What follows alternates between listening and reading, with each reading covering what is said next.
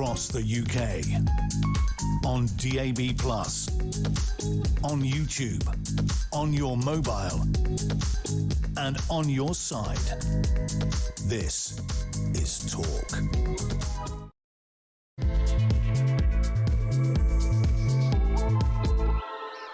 A very, very good morning to you. This is Talk with the Home of Common Sense, and I'm Julia Hartley-Brewer. It's fast approaching 3 minutes past 10 o'clock on this Monday morning. Now, a lot of you might be at work today. A lot of you might still be, working from home. We've talked about that.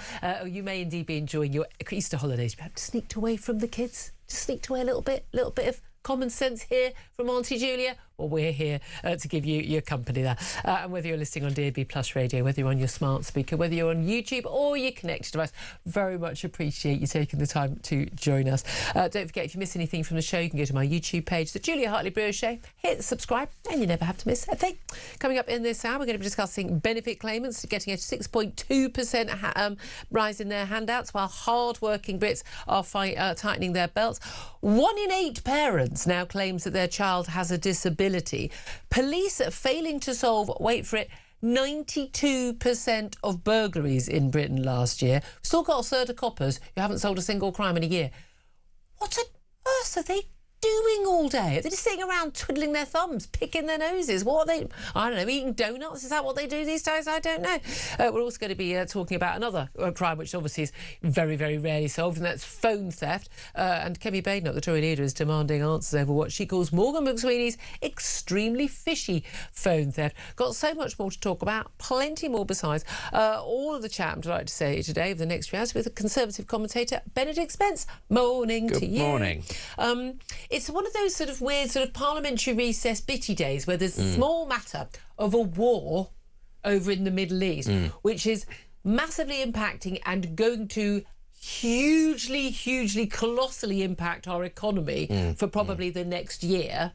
But we're kind of just, although we're seeing, energy costs in terms of your heating bill at home have come down because of the part of GM price cap as of, they will as of April the 1st, sorry, so, in a day or so. But fuel costs at the pumps absolutely going up. Everyone can see that. Other costs beginning to rise. As we see the oil that has not got out of the Strait of Hormuz, which should have already got out over the last few months, working its way through the refineries, through the system, we are going to be seeing things getting a whole lot worse. Things are going to get very tight indeed. Perhaps 1970s, if you're old enough like me to remember that period. Perhaps not as bad as 2022 under Ukraine. But things are getting very worrying. And the main thing we seem to have at the moment is Donald Trump does an interview overnight. We wake up every morning and he's done another interview and he's said something about, oh, well, we're going to do this, we're going to do that, we'll seize the nuclear weapons, or the nuclear material, we're going to seize Carg Island, we're sending in troops, I may or may not, and we can take Iran's oil, it'll be easy to invade Carg Island where 90% of Iranian oil comes, and it's all very casual, and yet the rest of the world is reeling. We're looking at fertilizer shortages, meaning food shortages in third world countries, prices going up for us. Some of those countries, we're talking about massive regime destabilisation. And it's like the world is exploding around us, but in slow motion, isn't it? Yeah, and one doesn't want to sound sort of too catastrophic or anything about it. Yeah. But guys, you don't know how bad it's going to get. Like, it's not got there yet. It's going to be a slow motion car crash. All of those prices, as you say, are going to rise. All of the goods, accordingly, are then going to be harder to get your hands on. There's probably going to be a stock market crash as well. So, you got that sort of... It probably hits. That's your pension. Yeah. It honestly... And what's sort of quite exciting about all of this, in a way, to bring it back to domestic politics, is that you've got a government that doesn't seem, to understand that this is going to happen, doesn't really seem to understand what these things are in many ways, and is just sort of happy to just twiddle its thumbs, a bit like this. If you're watching on the screen, just do that. That's basically what it's doing. That's its economic policy. That's its hope it all goes away. And the major sort of opposition in this country, on the one hand, you've got Reform, who were kind of sat there for a very long time going, we're going to stop the votes, we're going to get down on migration, and is now probably going to have to think, oh, OK, there's a lot more that is going to fall into our lap if we get into power that we perhaps didn't anticipate. I know Nigel Farage was talking about how there might be a currency crisis in this country, but that's because it was based on borrowing, not on, Iran catching fire. And on the other hand, you've got the Green Party. Hello. And I don't think I need to. Greens. I don't think I need to say anything more about that. I just need to raise my eyebrows and go, "Have you seen their polling? That's terrifying." These are your options, ladies and gentlemen. It's going to be a really exciting 12 to 18 months. Yeah, never say politics is boring. But genuinely, I can wake up in the morning and we'll talk with the production team. We will say, like, what do we think? What do we want to ask the question about today? What do we want to talk about? And I think people get bored with the Iran war. People go, oh, you know what? And you can't get bored with it, guys. You might get bored with the Iran war. The Iran war is not going to get bored of you. No, and that's the key thing. But then we've got, Donald Trump raised an idea. We've got 50,000 US troops basically there. You've got the Marines. These are the people whose job it is to basically seize territory. A lot of talk about seizing Iran's Cargill Island. Now, that would be a game changer. It's a very small island. Apparently, it's about a third of the size of Manhattan, if that helps at all. About 8 square miles. It's not big.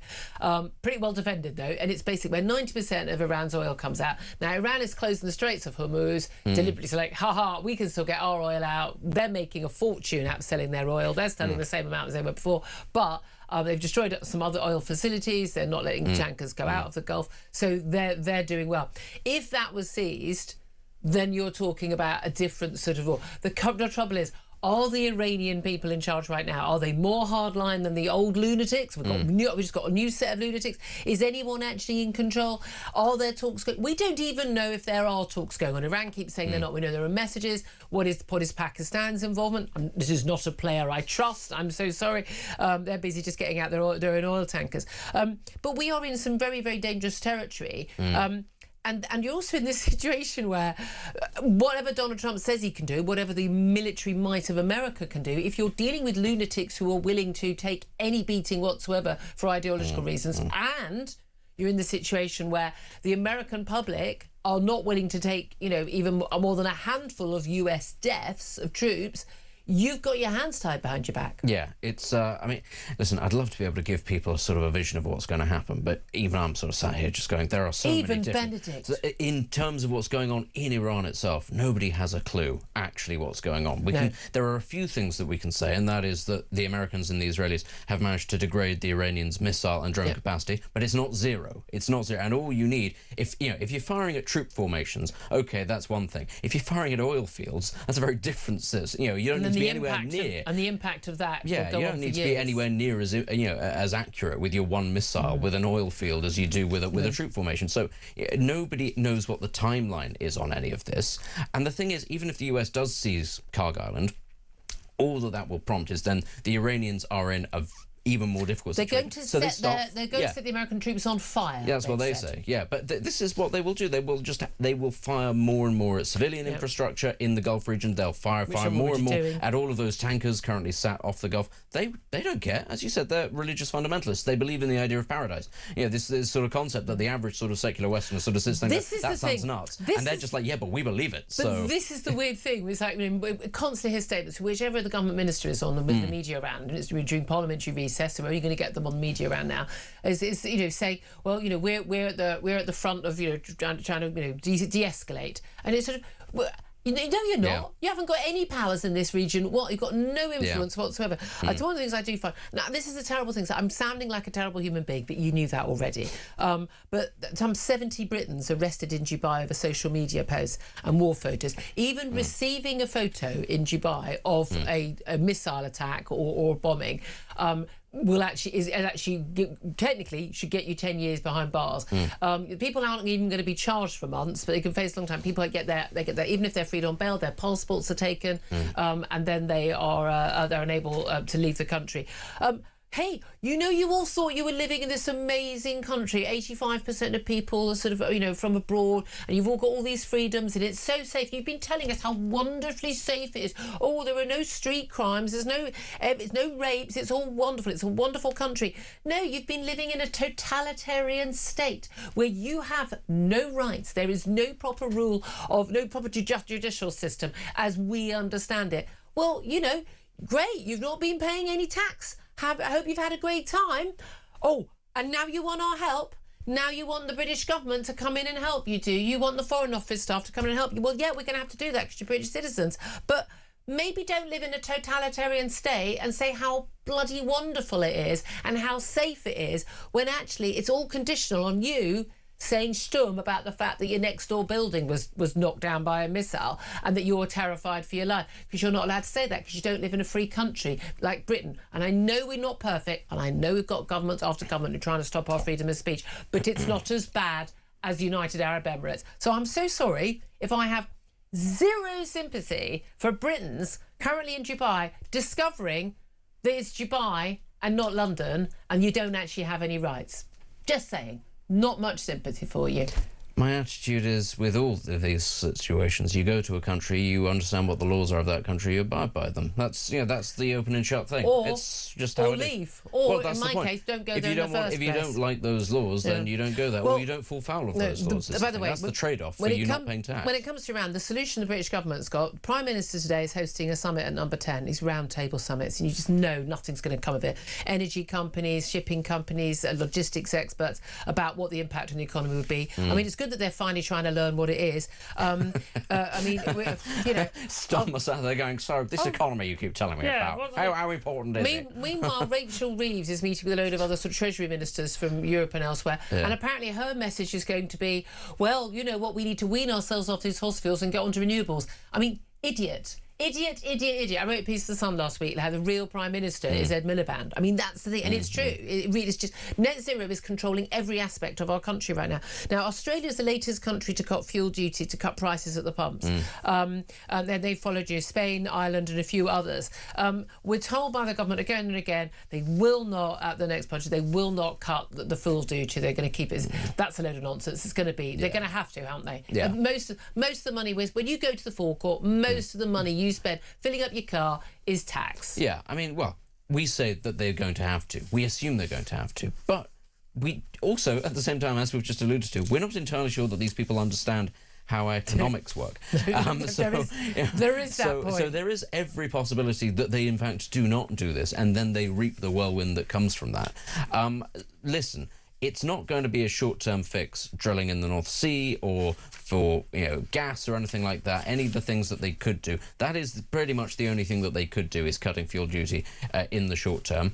I simply don't trust that they are going to do it ultimately. And I think that Ed Miliband, as you said, being the de facto Prime Minister, if we're being completely honest here, he has got so much support from within the party itself, from amongst the backbenchers. And this is an important thing to recognise, is that, this is one of, I'm afraid, the failings of our system, of our democratic system, is that we have now managed to get ourselves into a state where the rest of the country is being held hostage by the ideological frailties of 300-odd people, 200-odd people within the party, whatever it is you want to say it is. These people do not understand how the world works. They have an ideological framework of how they would like the world to work, and enough people have gone, well, you seem better than the other lot. Those people are now there. They're under the, their legs are under the table. They're not going anywhere.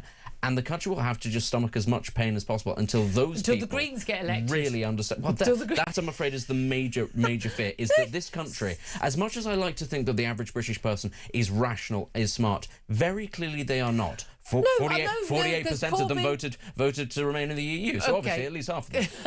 But still, Jeremy enough Corbyn of them didn't get elected. Now, he came very close, and I think a lot of people thought in 2017 it was a free vote, no chance, and then he got very close, and then Boris Johnson got that much bigger majority in 2019. I like to think the British public are sensible enough, but if they're not, well then fair enough. Then they will live with the consequence. Because the funny thing is, these are all the people who go, oh, well, we're going to tax the wealthy. It's like, you know what? The wealthy will be just fine. They'll all sod off. The middle classes will just about, survive. It's the poorest people. When the cake shrinks, it's the poorest people who suffer. I mean, my main issue with them is their abject anti-Semitism. But listen, I want to talk about, we'll come on to that later in the show. I also want to talk about this because I want question. I mean, I'd love you to get in touch on any of the topics we're talking about. But police, this is a Sun exclusive. I mean, the thing is, I'm surprised by these figures being so good, hilariously. The police have failed to solve 92% of burglaries in Britain last year. In a third of the country, police didn't crack a single case. I don't know what they're doing all day. Less than 1% of phone thefts lead to a suspect being charged. I mean, or even in the case like my bag theft, someone was charged, but they've never actually managed to get them to come to court, and they're not. Well, they say they're looking for him. Rubbish, are they? But no, in the vast areas of England and Wales last year, no break-ins at all were solved. I mean, we're talking about. I mean, But we're told, well, they don't deal with minor crimes, so they're not doing, So shoplifting, they don't do shoplifting, they don't do phone theft, they don't do bike theft, they don't do burglaries. What are they doing? Yeah. These are the basics that they should be doing. It's sort of the broken window theory, isn't it? Actually, No. Broken window theory is literally a broken window or someone urinating in the street or dropping litter. Burglaries are serious crimes that massively affect people's lives. But the point is, if you ignore the small stuff, it leads to the big stuff. And this is when it says 92% of burglaries. We're sat here going, so that means 8%. I'm telling you right now, those will have been big. Those will have been big series of arrests where they've broken in something and they found a lot of stuff all at once. And that's what I mean. No. I'll tell you what it will be. It will be some of that, and some of it will be, can you please, right, so we've got you for this one. What other burglaries are you going to plead guilty to? And we'll lump them all into one. And then someone just says, I did 85 and I did 83. No, but that's no, they haven't got evidence for them. They just It doesn't matter. But the point is, it's a very small number of people that they are pinning an awful lot relatively of the stuff on. And that's what I'm saying. It's all downstream of that. If you ignore the small stuff, and that's what I mean when I say the broken windows stuff. But I do think actually the broken windows thing is part of it, because great swathes of this country, 100%. you see, the way in which people live, in which actually, it just fosters bikes on pavements, littering, spitting in the street, all of that sort of thing. All of that. You come down graffiti. on that stuff really, really hard. Yeah. You stop a load of us, and as they discovered in New York, that with the zero tolerance, the guy walking along who then urinates in the street, or the has people with the broken tail light. they've got a knife on them. They've got it's the guy that jumps the tube barriers or something like that has probably got something on him, and it always tends to be the case. I cost someone at least once a week about that, and I just shout thief at them, because I'm paying more for my train fare every morning because they don't pay for it. I'd love to hear from you on this. Police failing to solve 92% of burglaries in Britain last year. That is only 1 out of 12.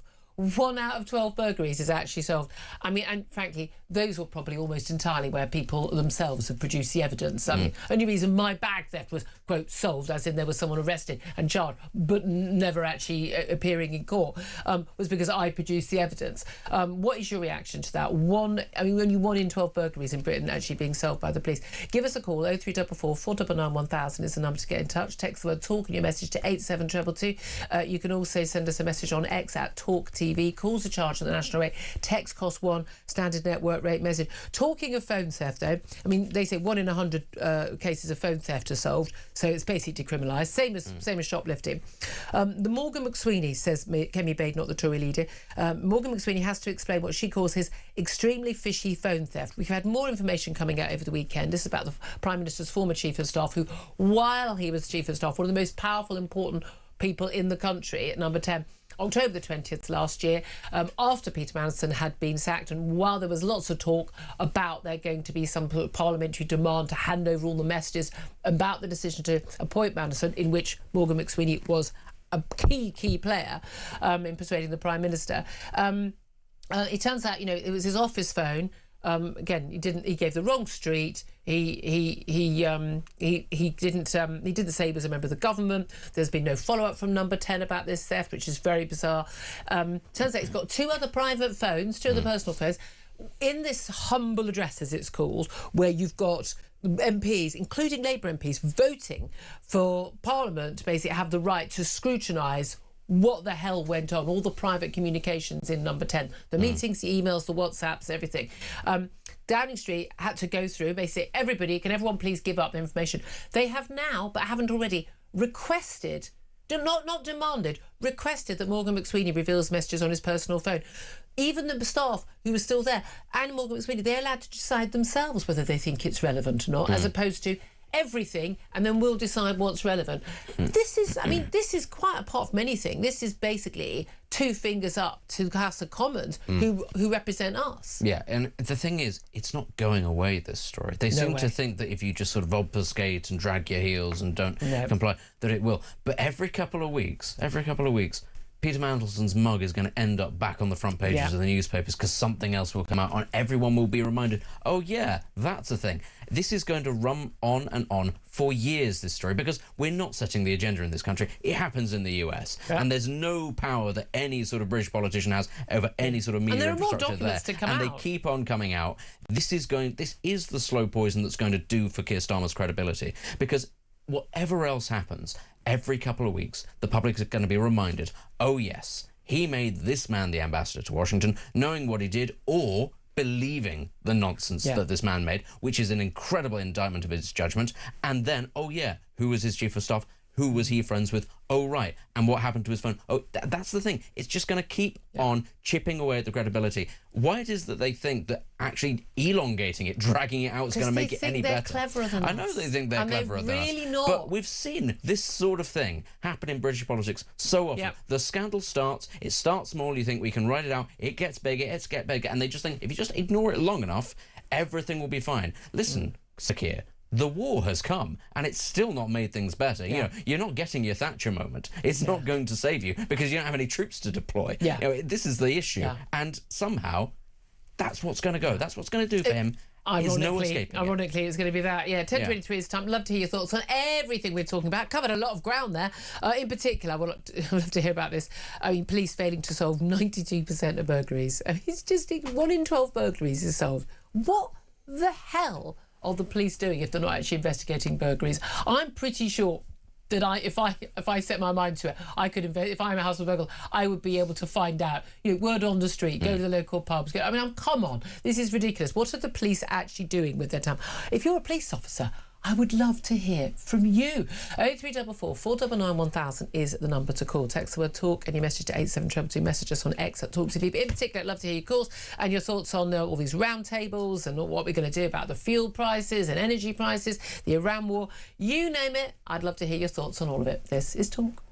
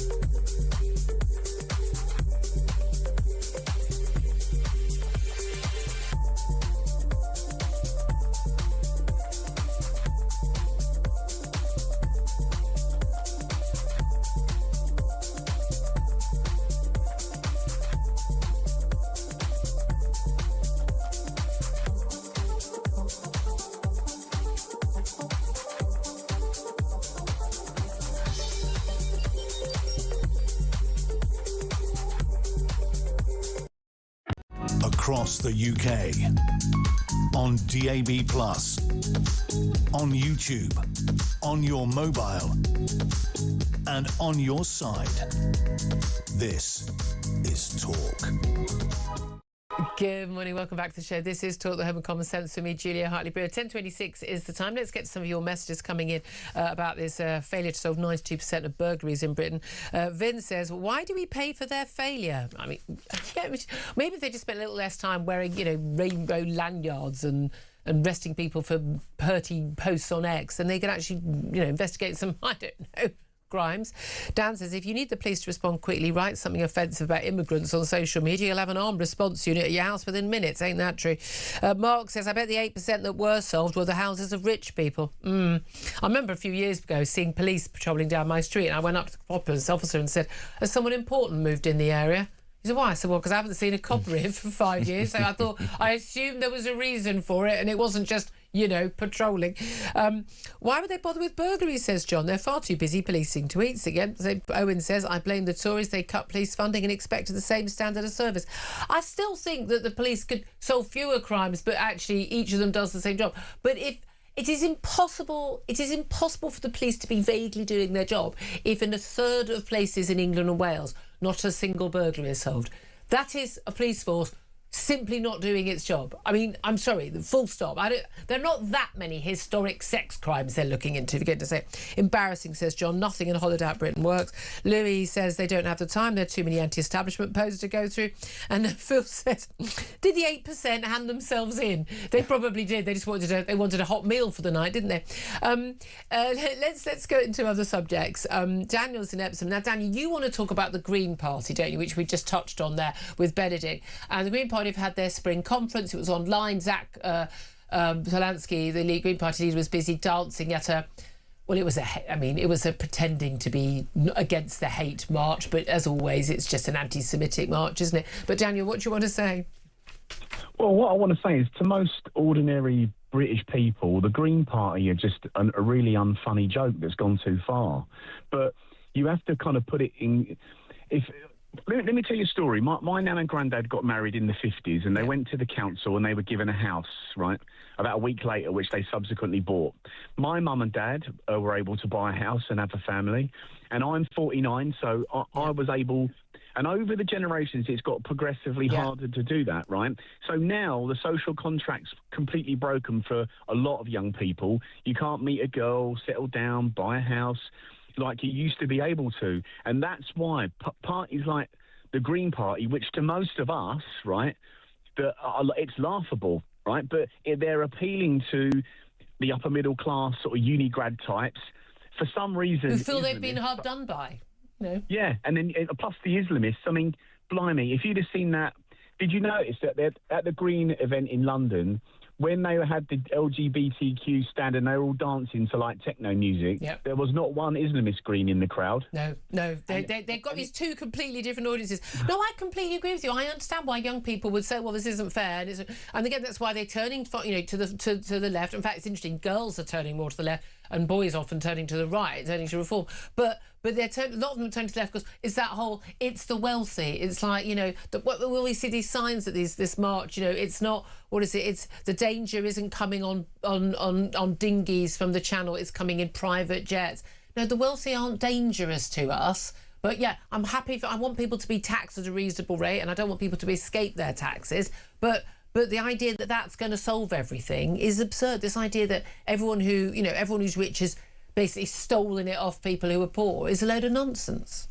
Yeah, well, I've got a 20 grand tax bill. I'm waiting to pay now. I'll have to pay it any day now. Yep. And for me, it's a lot of money to pay. Yep. But the reality is that it's like a naivety. It's like an idealism. It's like a mind virus. It's a way of thinking. I mean, look, if you look at the news every day, okay, trying to say that we should be more scared of the billionaires rather than the illegals turning up on boats. Yeah. Every single day I open the news, like today, an Indian man, for some reason, who's driven into a load of... OK, now, I need to stop you there because a man has been arrested, he's not been charged, and then it would be sub judice. So just for legal reasons, a man has been arrested. OK, OK, but the point I'm making is that there's a trend.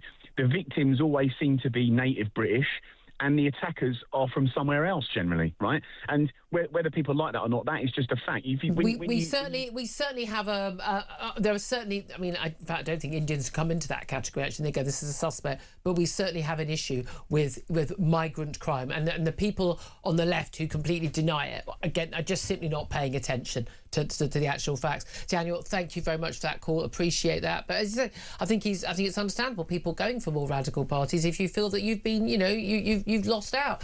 Let's go to Jay, who is in London. Jay, you want to talk about talk about crime, but particular crime, the theft of Morgan McSweeney's phone.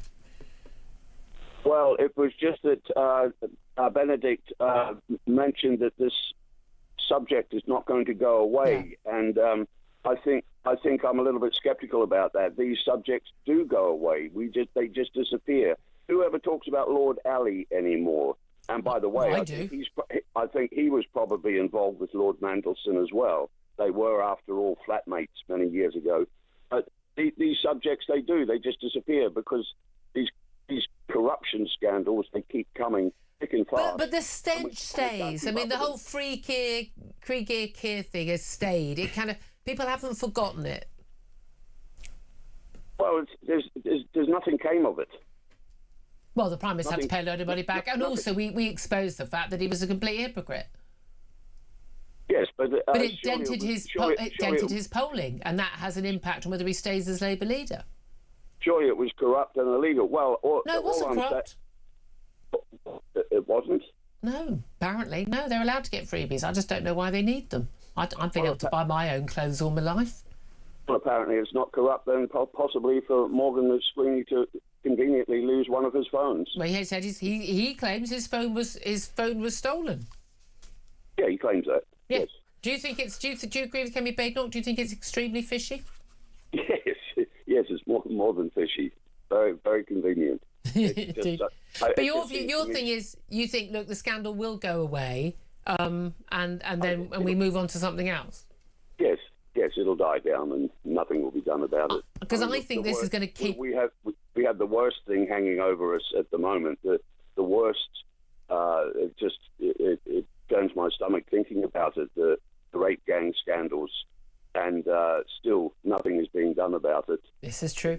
This is true. Absolutely. Fair point. Jay, thank you for that. 10:33 is the time. We're going to take a quick break. Up next, going to be talking to former Conservative Party leader Sir Ian Duncan-Smith to see what he makes of all of the big stories in the news. This is Talk.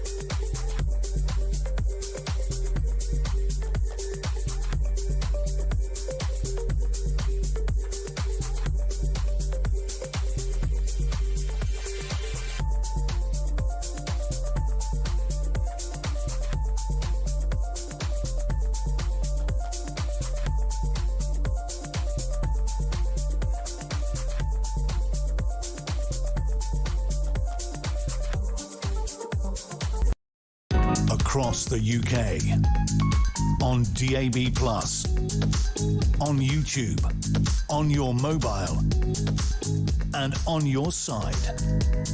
This is Talk. Good morning, welcome back to the show. 10:35 is the time. I'm Julia Hartley-Brewer. Benedict Betts still with me. Get his response to what our next guest has to say. He's the former Conservative Party leader, former Work and Pensions Secretary as well, Sir Ian Duncan-Smith MP. Very good morning to you, Sir Ian. Morning, Julia. Thank you so much for joining us.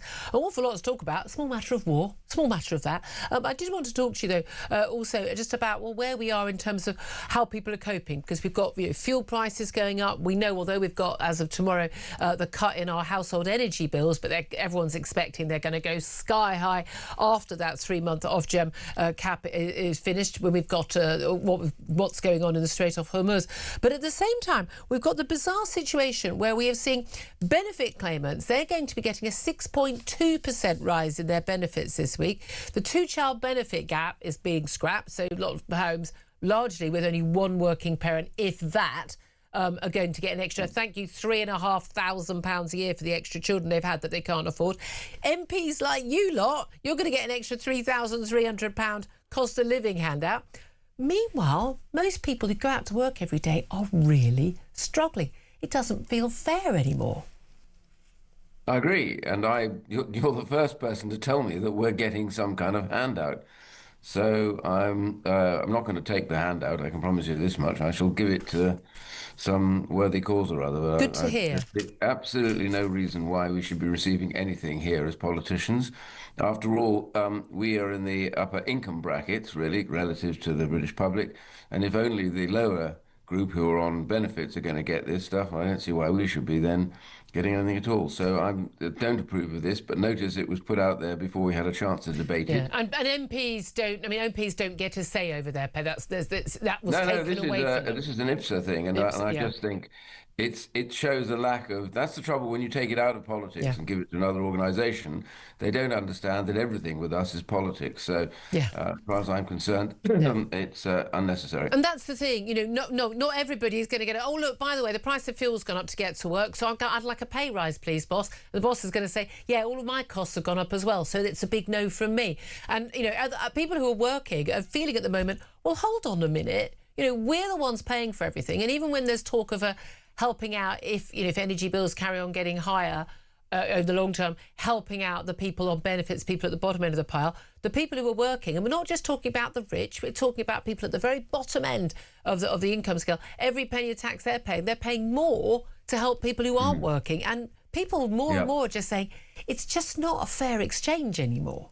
But honestly, the government could do something very simple. Over 60% of the cost of fuel, including domestic fuel, comes out of taxation. 60%. So the government's discretion about how much we're paying. The government could easily cut that tax, and that would immediately give to everybody, working and otherwise, who need it, a boost during this period. You can reinstate it if they want afterwards, but that's a political decision. But rather than going through complicated mechanisms, this is what I disagreed with Liz Truss and co.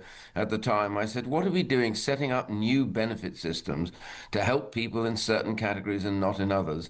I said, the main thing is, it's the government which is rapaciously pushing the price up all the time by taxation. So government should take a bit of the tax off, which would allow the petrol pump prices to fall and the domestic fuel prices. And that affects everything as well. But the extraordinary thing is, of course, the government, when the price of oil goes up and the price of gas goes up, they end up getting more money in tax anyway. They're still going to be better off. But this is the thing, it feeds into the price of everything. So you're giving someone on benefits a little bit of extra cash, but at the same time, everything they buy, food, all of the necessities, is going up.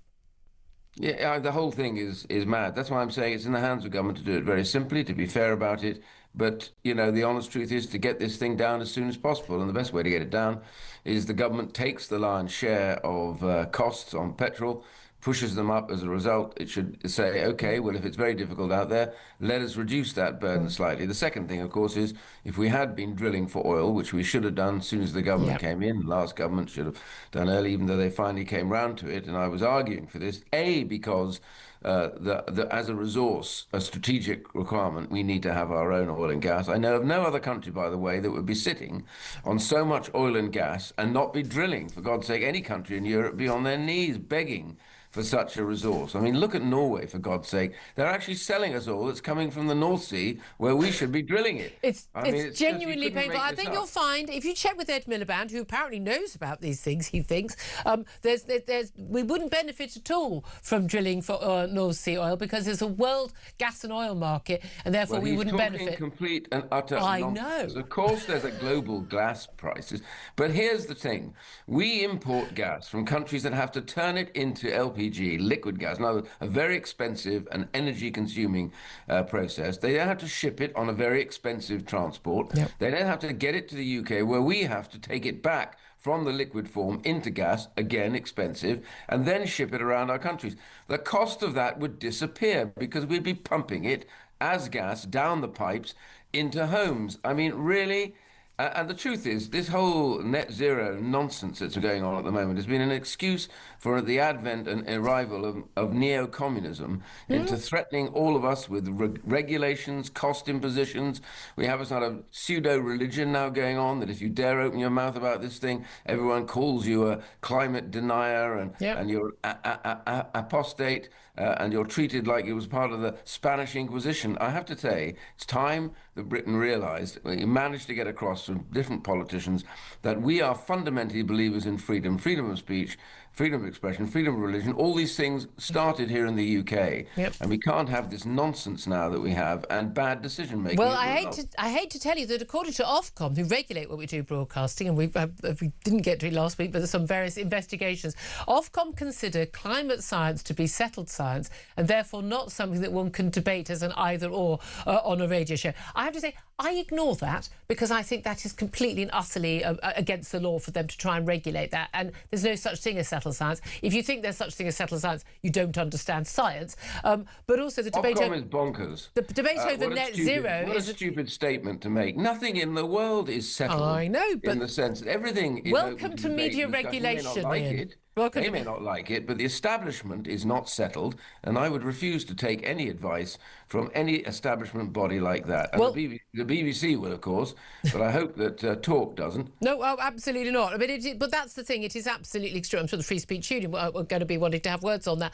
But this is the thing. We are in a situation, though, where part of the dealing with the problems with fuel price rises as a result of the Strait of Hormuz being closed by Iran during the Iran conflict, part of the solution to that, according to our Chancellor, Rachel Reeves, when she meets with other Treasury ministers from other countries today, is she's going to say this is all about us becoming more sustainable at home and relying more on renewable energy. She thinks that is the solution. Got the Prime Minister, got the Chancellor, got Ed Miliband, the Energy Secretary. They're all singing from the same hymn book, and I would say all of them quite insane. I'm absolutely serious. I think it's not possible to know the facts and to claim the arguments that they claim. The whole issue about this, I just want to make a point here, is that there's no need to debate the fact of whether, of course, the climate is changing. It is. It's been changing for millions and millions of years, and it's changing now. We know that. But the reality here is what we're dealing with right now is a requirement for people to get their strategic resource right, which is the one that we are sitting on. Yep. And 20%, I think, of all of our energy requirements are met by electricity. So what we're actually doing is we're talking about that 20%. Yeah. The rest, whether it's cars, whether it's requirements for trucks and diesel and all the rest of it, energy comes from gas. Of course, gas will be required for many, many years to come. So why do we beat ourselves up over the issue as a debate about whether it's good or bad when we know we're going to require it for years to come? Even the Prime Minister says so. So if that's the case, why aren't we using our own oil and gas to generate this and thus keep the cost down? It's utter madness. Let's talk about something else where we need to cut the cost down, and that is welfare reform. You strove valiantly, I would say, to try and basically get people from non-working families into work, cutting benefits, cutting the number of people living on benefits, the families and the children in particular going up on benefits. But we've seen an absolute explosion in the number of benefits being claimed for so-called disabilities for adults and children, certainly since 2020 and the COVID lockdown. Now, this is extraordinary. 1 in 8 parents now says that their child has a disability. These are largely behavioural issues. So 1.7 million youngsters now living with, we're told, long-term illness, disability or impairment. That's almost double where it was in 2015. That's when you were Work and Pensions Secretary, when roughly 7% of children said their children had a disability. Almost all of this is diagnosis of autism and ADHD. Do you believe for a moment that 1 in 8 children in this country is disabled? Well, not according to the definitions that we have today, of course. There are lots and lots of people who struggle with disabilities and who genuinely need support. Yep. But the problem is what we've done. I mean, when I left, we had the lowest number of workless households since records began, and we had reduced the benefit budget. Now what happened as a result of COVID, it's exploded. And the worst bit that's exploded has been things to do with mental health problems at one end of it. So depression, anxiety are now about 50-60% of all the claims on the disability allowances and sickness benefit. And the main thing about this is they are very treatable conditions. And most of all, we shouldn't be medicalizing them. Yep. So there can be assistance support through talking therapies. But the biggest problem is we should be saying to those who are claiming it, honestly, work is the best treatment for depression and anxiety. Even the health department says so. So what we should be saying is get them back into work and use some of the saving money that you use to help them with things like talking therapies and condition them. That's logical. The government hasn't done any of that so far, but we must, and doctors know this, We cannot keep medicalizing the ups and downs of life. What we have to do is recognize these are challenges. We must help people get over the challenges, but not lock them away into a terrible world where they sit at home watching television and their conditions will get worse. Absolutely. You'll be more depressed, more anxious, more suffering from PTSD, all these things, because you have no gainful employment. Absolutely. Just finally, very briefly, if you would, as a big topic, I realise, but Kemi Badenoch has suggested she might consider outlawing marriage between cousins if she becomes Prime Minister. This is actually very common in many, many countries for the obvious reason that two cousins who share the same grandparents are far more likely to have a child with very severe disabilities. It's a massive issue in this country, but pretty much only under one particular ethnic group, and that is Pakistani heritage people, where it's completely the norm in Pakistan, and we are seeing an absolute explosion in the number of children who are being born with horrible, horrible disabilities. It's a no-brainer, this, isn't it? Yeah, I actually for years thought that it was illegal. Yes. For first cousins to marry, and it's really the first cousin end of it, which is very difficult. You're too close to each other in DNA. And this causes all sorts of issues and problems. We've seen it, you know, it didn't even have to be a scientist to know that there were problems with this kind of relationship. And so all of that has to be dealt with. So I'm with her in saying that I think it's wrong. And it's not aimed at only one group. No. You know, everybody should face this. We all have the same problem. If this genetic code is too close but not completely the same, this is where you end up with disruptions in health terms, mental health problems, all sorts of things. So it is, as you say, I think, a no-brainer. It's not applied to one group or another. It's just to everybody who lives in the United Kingdom that this is simply unacceptable. And the trouble is, of course, not everybody gets married now. So that's where you have your other problem, which is how do you police the relationship of first cousins when there are children involved? Yeah. So that's going to be the thing that we'll have to think about. That's a very, very good point. Serena Doug-Smith covered a lot of ground there. Always good to talk to you. Thank you very much indeed. Benedict Spence, let you come back in on any of those topics. Just on that last point, it wasn't illegal because people weren't deemed stupid enough for it to need to be people illegal. used to do it. It was a clan thing.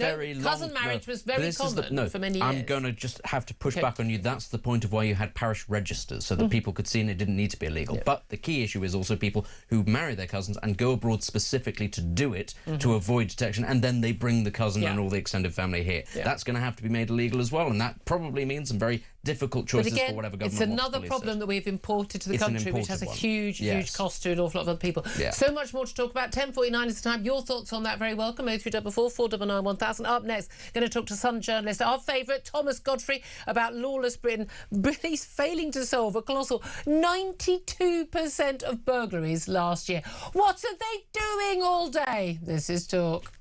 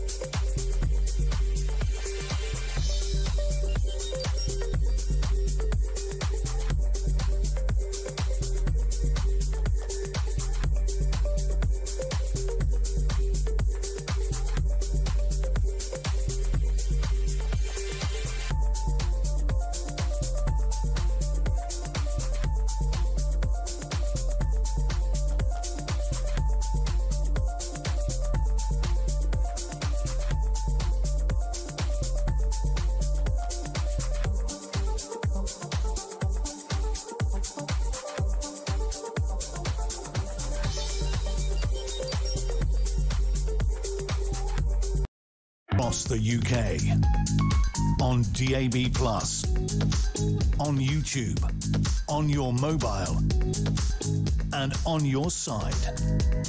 This is Talk. This is Talk That Have a Common Sense for me, Julia Hartley-Brewer. 10:52 is the time. Delighted to be joined in the studio by data journalist at The Sun, Thomas Godfrey, who's joined us. A very good morning to you. Good morning. Now, our audience will know you well as after exposing all those Deliveroo and Uber riders who were boat migrants who were living in their asylum hotels and being paid for by us and yet raking a load of cash in hand doing those jobs. So you've got good form on basically getting to the bottom of stuff. Always love having you in. Now, you've got this... I have to say, this is a revelation. This is a Sun exclusive. But here's an investigation. Here's the thing, though.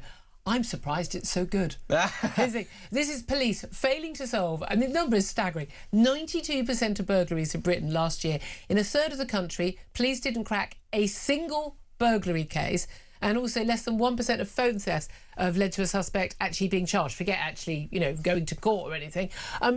We've got to ask, so 11 out of 12 burglaries not solved. We know the police say, well, we're dealing with serious crime, not minor crime, so littering and shoplifting they're not that bothered about. But, I mean, they can't just be dealing with historical sex crimes all day. What are police doing all day if they're not investigating and solving burglaries? You're right, and burglary is a very serious crime. You come back and find your house has been broken into, your business has been broken into, warehouses where you keep stock, for example, if you're a tradie. I mean, it's a very serious crime. Not even that, the fact that someone has come into your home when your zone, yeah, I know people who've sold their home because they were so terrified to be in their home after that point. Absolutely, and all of those people will not be reassured by the statistics in the paper today. Out of 184,783 investigations that were closed into burglaries that happened last year, 170,000 or so ended with no one being identified or prosecuted. In 143,000 cases, the police didn't even identify someone it might have been, didn't even find a suspect. And of those 143,000, around 72,000 were closed within a month of the crime actually happening. So police investigated. Well, they do. This is the thing. Anyone who's got any experience. I mean, I haven't. We've had 3 attempted burglaries in recent months, in the last couple of years, but we haven't had anyone actually getting in. As far as I can tell, they don't really do anything. They might go, is there a fingerprint? No. Even if there are, and then will they turn up? The men in white suit, the white coats turn up. And have you got any CCTV? No. Oh well then. And then they close it. And you have to. Anyone I know who's had any crime at all properly investigated has had to provide all of the evidence themselves. That's what I did when my bag was stolen. Hasn't come to any fruition yet, but they've got an identified suspect. But they don't actually do anything. They'll say we can't find the suspect, but they didn't look for them. No, precisely. And I mean, burglary generally only gets into the news when it's someone like Maya Jama or Mark Wright, Michelle Keegan. Harry Redknapp, we know, had his mansion in Sandbanks broken into. But I mean, this is happening 393 times a day where someone is burgled and the police don't catch them. I mean, it's an outrageous state of affairs. But what do they do? This is the thing. Are they just are they tootling along? I mean, we know a lot of police forces don't even send anyone to a burglary because it's just here's a crime number for your insurance. If you've got insurance, they don't even bother. Yeah, precisely. I mean, the police for a long time weren't turning up at all, and even when they were, it was a couple of years ago now, some statistics found they were taking as long as 28 hours to arrive. Well, every former police officer you have on this show and others, they talk about the golden hour. They talk about being there within the hour, finding evidence, taking forensics. That gives you the best possible chance of solving not just burglaries, but any crime at all. But also, I'm constantly being told by police officers, whether it's a bag theft, a phone theft, a bike theft, a burglary, they always say, we've got so many crimes to solve. But the reality is, a very small number of people commit a lot of these crimes. So most of the phones are stolen by the same people. Bike theft, it's a gang of people. You only have to solve one of those and you take those people off the street. Correct, yeah. I mean, one of the high-profile cases was Raheem Sterling, and a few years ago he's had his house broken into a number of times now, but the first time it happened 6 years ago, when they actually arrested the suspects in it eventually, they found they'd done a spate of other burglaries as well, and they went to prison for quite a long time. You're right, if you drill into one of these, eventually you're going to find a wider criminal network. I mean, the extent to which burglary, MPs telling us yesterday, effectively decriminalised in many parts of this country, it's got to the stage where gangs from other countries know that they will not be caught.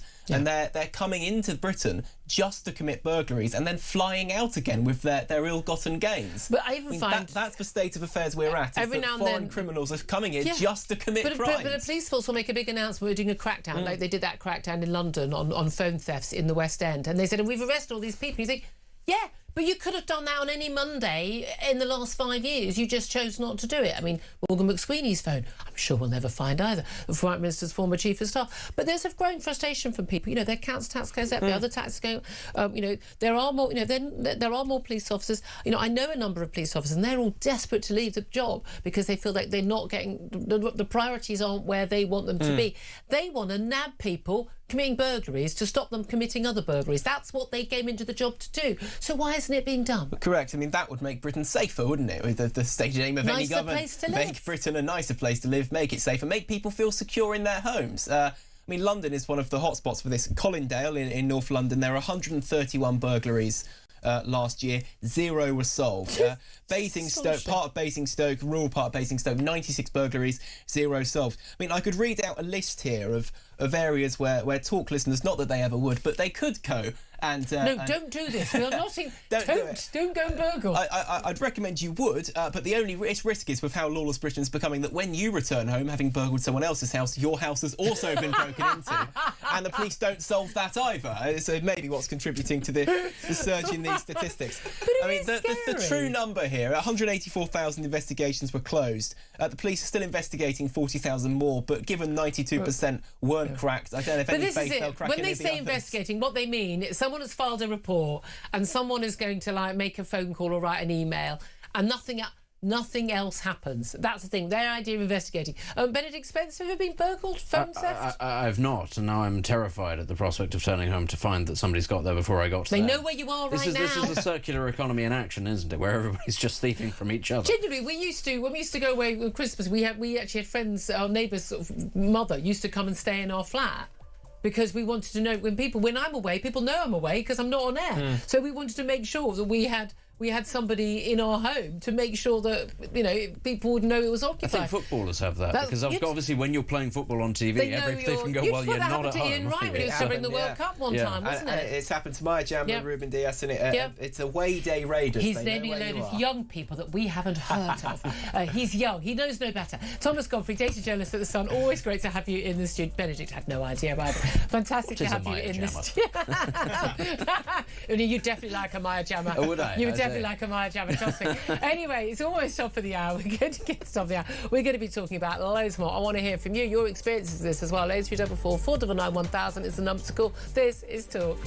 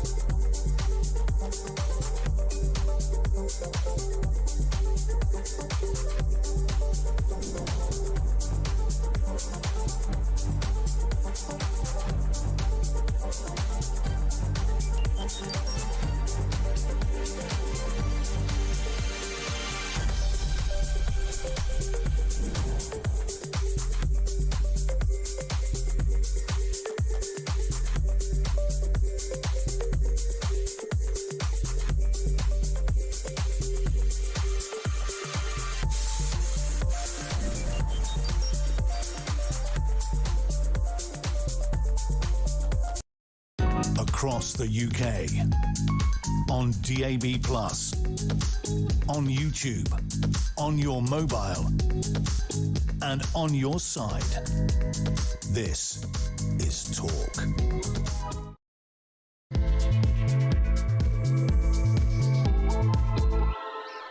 Good morning, welcome back to the show. This is Talk with a Home of Common Sense, fast approaching 3 minutes past 11. I'm Julia Hartley-Brewer, and whether you're listening on DAB Plus Radio or your smart speaker, watching on YouTube or your connected device, thank you very much for your company. Whether you're listening or watching at home or at work, maybe just trying to get a bit of an escape from the kids on the Easter holes.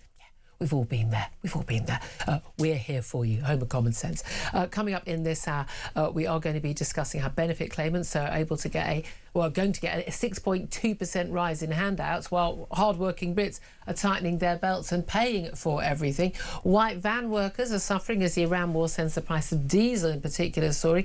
Kemi Badenoch vows to cut £200 from energy bills by drilling for North Sea oil and gas. Of course, Ed Miliband insists that won't help us, despite the fact it seems to be helping the Norwegians very, very well.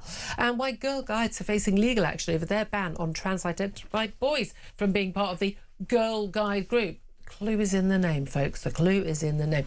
Lots more to talk about, including, of course, what is going on with the Iran conflict, how that's impacting us, and the conversation we're just having about the 92% of burglaries in Britain that were not solved by the police last year. Absolutely astonishing statistics there from our guest Thomas Jeffrey from the Sun.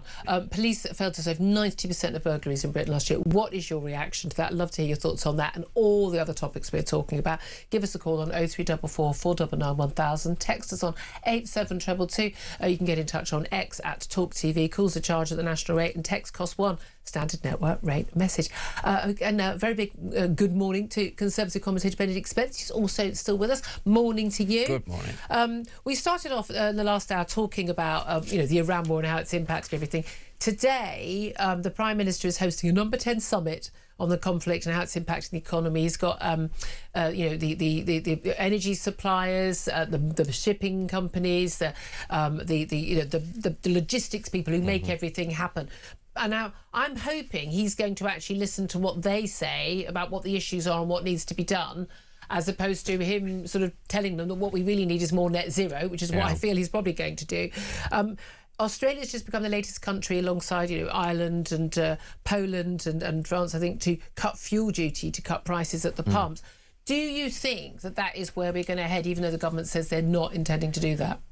I hope. I hope that that's where we head, that's what happens. But I do think, almost uniquely amongst governments of major economies, ours seems incredibly blinkered by the idea of net zero, and that it's somehow achievable, and that all you need to do to achieve it is just go even harder and faster, even as the rest of the world is sort of rowing back. Look, I don't know if anybody listening sort of believes in God or fate or anything like that, but if there were some sort of divine entity that was trying to tell you, guys, this isn't a good idea, you couldn't come up with a much better set of circumstances than the things that are currently being thrown at the British people and the UK economy. And yet we are just continuing down this path of going, nope, gas is evil, oil is evil, unless of course we get it from the Qataris, but we can't get that anyway. Yeah, and this is the hilarity of the situation. We should be completely energy independent. We could have used all of this fossil fuel to build out all sorts of other renewables or nuclear in the meantime. We could still do these things. It's still within our grasp to do so. We simply, I say we, our government simply chooses it's not. The British public are far more sensible. I would say the Tories, the current Tory leadership is now sort of anti-net zero, and she did make comments, but again, when you are in part of the cabinet, you're not supposed to speak differently from party policy. But the Tories got us into this mess. I mean, Labour originally, and then the Tories, they doubled down on it massively. And then the Labour, Ed Miliband, put it on steroids. We are in crazy territory. Motorists are spending on fuel. They're spending more than a tenth more on what they're paying on fuel. Now, again, I've said this a million times, and I'm going to keep saying this. One of the issues we've got in this country is that policy is advised and made by people who live in central London. A lot of young people who cycle to work or get the tube, because we've got great public transport in most of London, and they don't understand that a car is not a little luxury for a weekend away. It's a necessity for either to get to work or for your actual work. They don't get that. It doesn't matter how many times you tell them. They're more obsessed with subsidising train travel for middle-class people to have bigger houses living outside of London or Manchester or Liverpool and get the train in. They don't. That's not how most people travel. 80% of people travel by car. 10% extra on your fuel cost when you have to fill up your car once a week is a huge sum of money out of people's very limited spending capacity at the moment. Yes, and it's probably going to end up being a lot higher is the thing. And ultimately, if we're talking about oil going to $200 a barrel, which is entirely plausible. It's what the Iranians are planning. It's exactly, and we're on $115 a barrel. Exactly. Then it's an open-ended crisis is the thing. And as Liz Truss found out, you can't start making open-ended promises to people about trying to get those prices down. At some point, it's going to require difficult decisions, at least difficult for this government. It's going to involve them doing things they don't want to do, but we'll have to just face the music. Even if that means, reopening drilling in the North Sea or something like that, which would be a medium to long-term thing. Yeah, we're not going to get the benefit of that by September, there are some. we? Well, no, actually, there are some that could be online within 6 months. Is the really frustrating thing about this is you hear these MP go, oh, but that would take a couple of years, a year or two. You're thinking, A, that's not a reason not to do it, and B, it's not entirely true. Yeah. But also if that means the golden calf spending less money on welfare because your tax take is lower because you're deciding to cut duty elsewhere, maybe you need to do that. Well, and that's what ties in. The benefit claim is going to get a 6.2% rise this week. Now, I know people on benefits or on low incomes, but the trouble is when there are so many people on benefits, and many of whom could be working, then the people who are really struggling to make ends meet, who've worked very hard, who've been drawn into a higher tax bracket, who are paying for everything, not getting any free handouts, getting anything back, then not unreasonably, we feel a bit peeved about it. Yes, and if you continue to just pursue policies that will damage the economy, more people will become unemployed, more people will need benefits, and then you add to the whole. I think they should put up national insurance from employers more, because I think that would definitely help the economy. It's helped so much so far. No, but that's the thing. We are in mad territory where we've got a Prime Minister, a Chancellor, an Energy Secretary. None of them seem to understand at all how an economy works. And they criticise the Green... OK, mostly they're obsessed with reform, but we get loads of criticism from Keir Starmer about, Zach Polanski, the Green Party leader. Labour Party, most Labour Party backbenchers and activists now, and an awful lot of his cabinet, frankly, they're in the same territory as Zach Polanski, which is wealthy people bad, give more money, borrow more, just throw money at the poor, and then everything will be better. You are talking about making a cake that you've got right now that's already contracting smaller and smaller and smaller. The rich people are going to leave, who are, by the way, paying for the rest of us, and we're going to be producing nothing. But then we get to net zero much better, because we can be at net zero. If we don't make anything, we can't buy anything, we can't travel anywhere, we can't do anything. Great, and we're all living back in caves, then we will be at net zero. Well done, everybody. All this is a secular version of the sort of the doomsday cult of the medieval period. Everybody thinks that Armageddon is around the corner and that, God is going to come back and Judgment Day will happen. That's all these people are. They are religious fanatics in a post-religious world. Their religion is that the climate, the great big thing in the sky, is angry with you and it's going to send down fire and brimstone. I can't see why it is that so many of them do not see that themselves. Although, of course, there's a great big crossover there with a lot of people who think that they're fundamentally good people and also don't understand when they do good old-fashioned medieval blood libels against Jews. There's a very important thing there that fundamentally these people have not moved an awful lot from the average sort of peasant who would, go to church however many times a year. And, the high point of their year was if the crops didn't fail. That's basically the sort of the attitude that we have. And they're polling at what? Quarter nearly, in some places. It's insane, genuinely. But it is insane, and yet, but this thing, the Green Party, they had Zach Polanski was sort of a leading light at this march on Saturday. This is the Together Against the Far Right march, because apparently the biggest threat to the world and this country is Nigel Farage, apparently. The far right. Again, A, not far right, B, I don't believe he's a racist. They got in those big posters saying racist. But what is absolutely fascinating is how little the Green Party ever spends talking about green issues, environmentalism.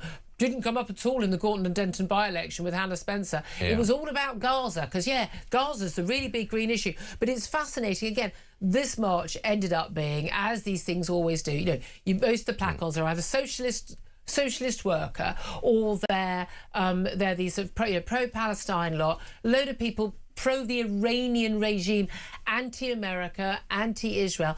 I mean, the Green Party is basically now, and we've seen there's been a bunch of WhatsApps that have been exposed in a group, and again, not the fringes of the Green Party, quite a prominent group there, where they're just blatantly, openly, just anti-Jew. Let's just call it what it is, anti-Jew. Yeah, that's the irony of the allegations of racism. But let's just do a hypothetical. Let's assume that Nigel Farage was in fact a racist, an awful racist, the worst kind.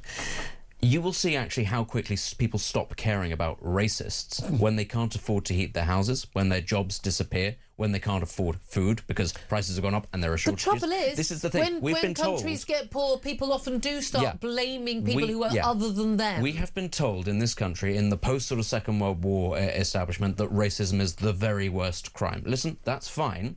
But when you have a shortage of material goods and ability to look after yourself, as you say, what was it that led to the massive, awful things that happened in Europe in the 30s and 40s? Could it have been something to do with the dreadful economic situation that engulfed Germany? This is what happened. So if you want to stop the far-right march across Europe that we're told is always coming, maybe don't impoverish people. That's a really great start. Yeah, I mean, it is really that simple. And it is very interesting, as one of our callers pointed out earlier, Daniel, about, the young people turning to the radical left because they've basically got a really bad deal. You've got, so much wealth now in my parents' generation. They got free university, those who went to university. They bought a house for sort of $20 grand, it's now worth $500,000 sort of thing.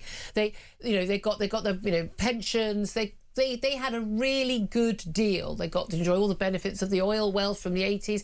They've had a really, really good deal. Whereas younger generations, like my generation, we're going to retire a bit later, fair enough. But the next generation down, and it's you. Yes. You guys, again, you have to pay a fortune for your student, to go to be a student. You're getting on the housing ladder is almost impossible for most people. It is just going to be now you've got the AI threat. It's going to be a very different deal for you guys. Well, and the idea that every generation gets better off, that's for the birds now. Well, that's why I'm preemptively joining both the Revolutionary Communist Party and the National Front, because one of them is going to be in power at some point, and I've got to hedge my bets. No, it's the only sensible way of doing it. Let's go back to the small matter of war in Iran, because we wake up every morning. I mean, for weeks now. I mean, what was this? Well, yeah, we're 5 weeks in, aren't we, to this this war? And you've got American President Donald Trump will give an interview to someone, basically making lots of off the cuff remarks. We could just take Karg Island. This is an island. It's not actually straight from us. It's further up the coast. It's about 8 miles square, and it's about apparently a third of the size of Manhattan. Is the best reference I can give. Difficult to but it's quite small. Nevertheless, pretty well protected, because it's where 90% of Iran's oil come out. We've got Marines who've arrived in the region. What do Marines do? The US Marines, their entire job is to seize land. Just to go and seize land. So that's what they're there to do. We've got negotiations that are going on, or have we? We know there are some sort of messages being sent via Pakistan, but we don't know what's going on. Donald Trump claims he's won the war, he's had regime change, it's all sorted, we can stake that, we can get the nuclear capability, we can get Karg Island, we can do it all. And yet, right now, he looks unbelievably not in control of this war.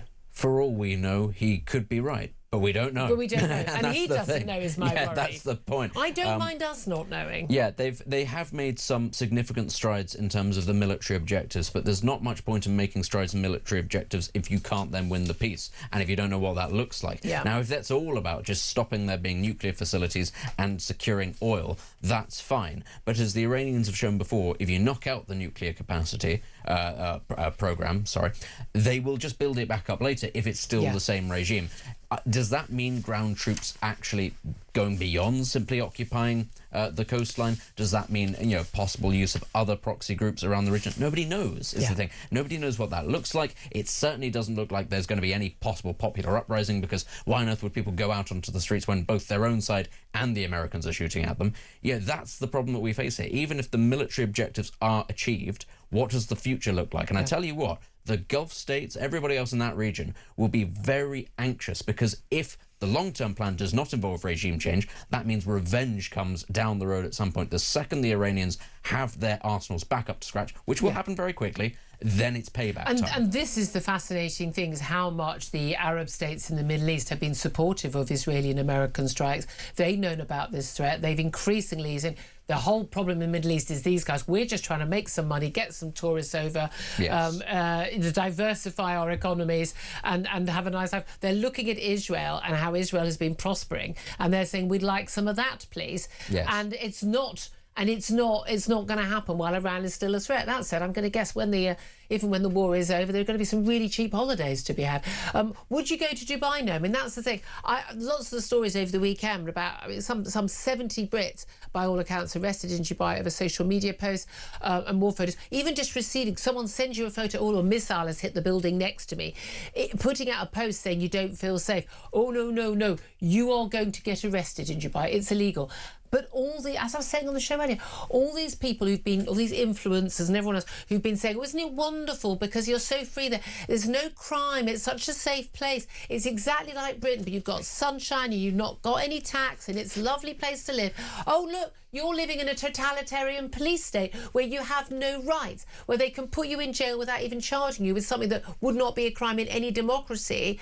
And then they can take away your passports. You can't even leave the country. Oh, would you like the government that you don't pay taxes to back here? Would you like them to try and look after you? Would you like them to visit you, representative of them, to visit you in prison and to help you? I'm sorry, we're going to have to do that. British citizens deserve to get that help wherever they are. But you know what? Maybe don't move to a totalitarian police state, no matter how shiny and beautiful the buildings are.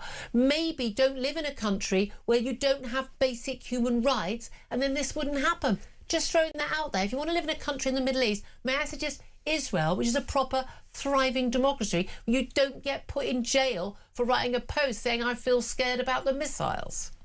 There's no such thing as a perfect country. Everything has a trade-off. It's a similar thing, I think, to actually say living in China. You know, China has very low levels of crime, fantastic public services. However, and I don't need to say any more.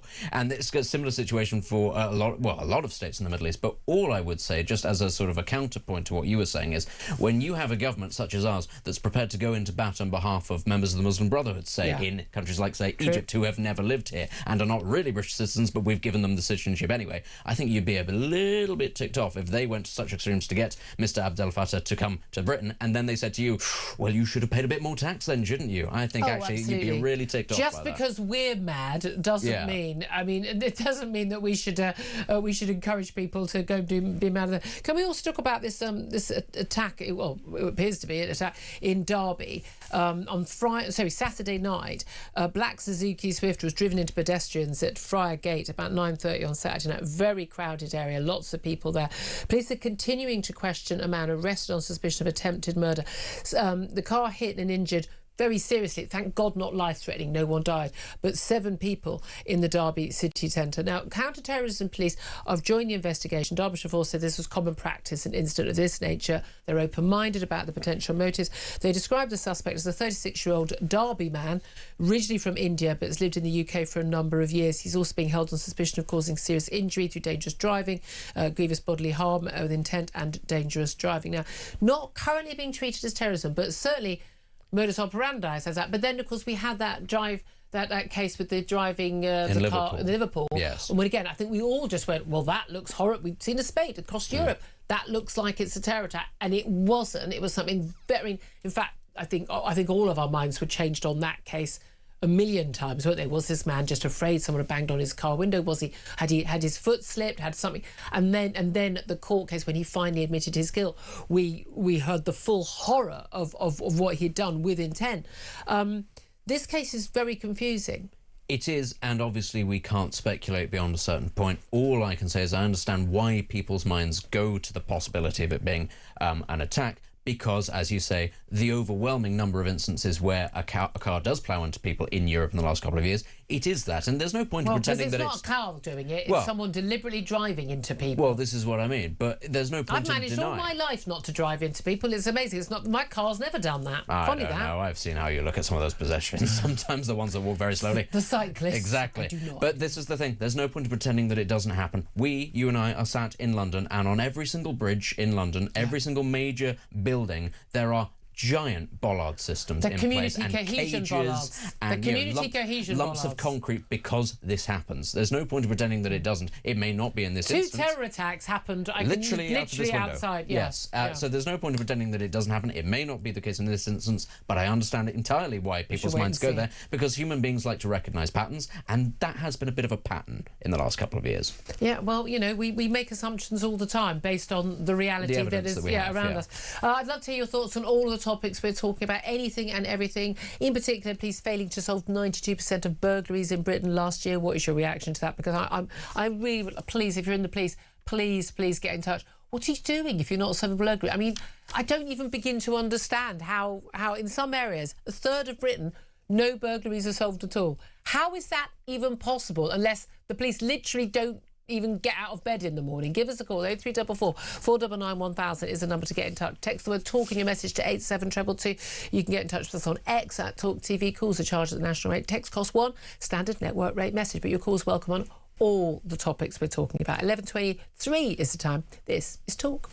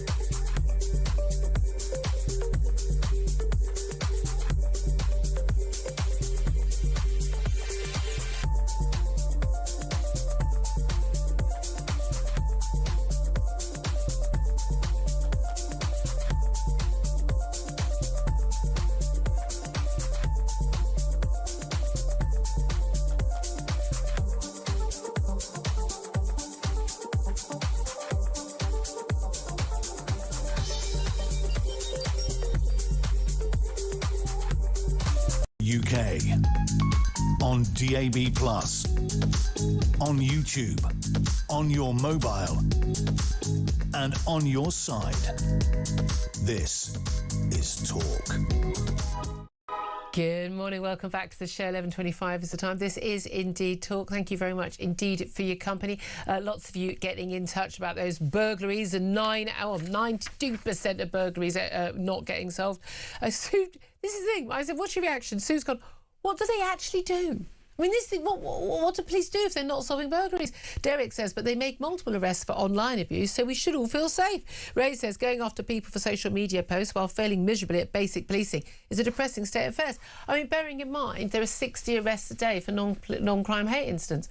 What are you doing arresting people for non-crimes if you're not arresting crimes? Is it just a bit easier because you don't have to actually go and take fingerprints or anything? I don't believe that that's what most police want. The coppers I know really care about the job, but they're tearing their hair out, frankly, all desperate, counting down to retirement when they get you're doing your 30 years of service and you get your full pension, because they just despair the priorities of the bosses. So if you're a copper, call in, don't give your real name, or send us a message and we can just read it out. I want to hear from you. What is really going on? Jen says, so basically it's free rein for theft. We should thank the far left who've infiltrated the police from the top down. Soft on crime, unless it's speech. Ash says the police are as much use as a chocolate teapot. Always love that. Tell you what, I love a chocolate teapot. Now I'm hungry. As we know, because I've already got the Easter eggs in the house, chocolate tastes better when in a circular orbal. Yes, they just do. Somehow. Do you know what? I bought Easter eggs for my daughter to go back for you. I bought the Easter eggs. The boxes of Easter eggs. One of them didn't last an hour. My husband and I looked at it and both went, shall we? Cup of tea, Sunday afternoon. Cup of tea, let's start on the first Easter egg. And then I had to go and replace it. It's a much underrated day, Easter, I think, actually. Not even Easter Sunday, the whole sort of experience. When do you allow the Easter egg? Because my daughter was absolutely... I thought we weren't allowed to eat them until Good Friday, and I said, well, you're not allowed to. Rules is different for the people who buy the Easter eggs. Oh, I was going to say. You let eat on Good Friday. I've given in over the years to Good Friday eating of chocolate. No, it's Easter Sunday still. I'm a bit more resolute than your average person. That's a lie. Look at the size of my stomach. I was going to say... We're both sat here going, how long can we keep this going? I wasn't saying a word, Mr. Spence. Anyway, let's get to your calls about burglary. Melvin's on the line in Suffolk. Hello, Melvin. What do you want to say? Hello, Julia. Hello. Love the show. Thank you. Wait a second. Stop the burglaries. When do you eat your Easter eggs? Easter. I know, but like, how early? When's it? Is it Easter morning, Easter Sunday morning, or do you allow a bit early? It would be Easter Sunday. Oh, it's just me. Got no willpower. Anyway, go on, let's talk about burglary. Yeah, where has it all gone wrong? I was a detective constable for 24 years. Aha. And we had problems in a town on the eastern region, probably the equivalent of the borough of Highbury. Yep. So similar sort of numbers of arrests, etc. At one point, we were suffering 112 house burglaries a month, not commercial premises, just house burglaries. What was identified as these burglaries were being committed by a small number of people. Yeah.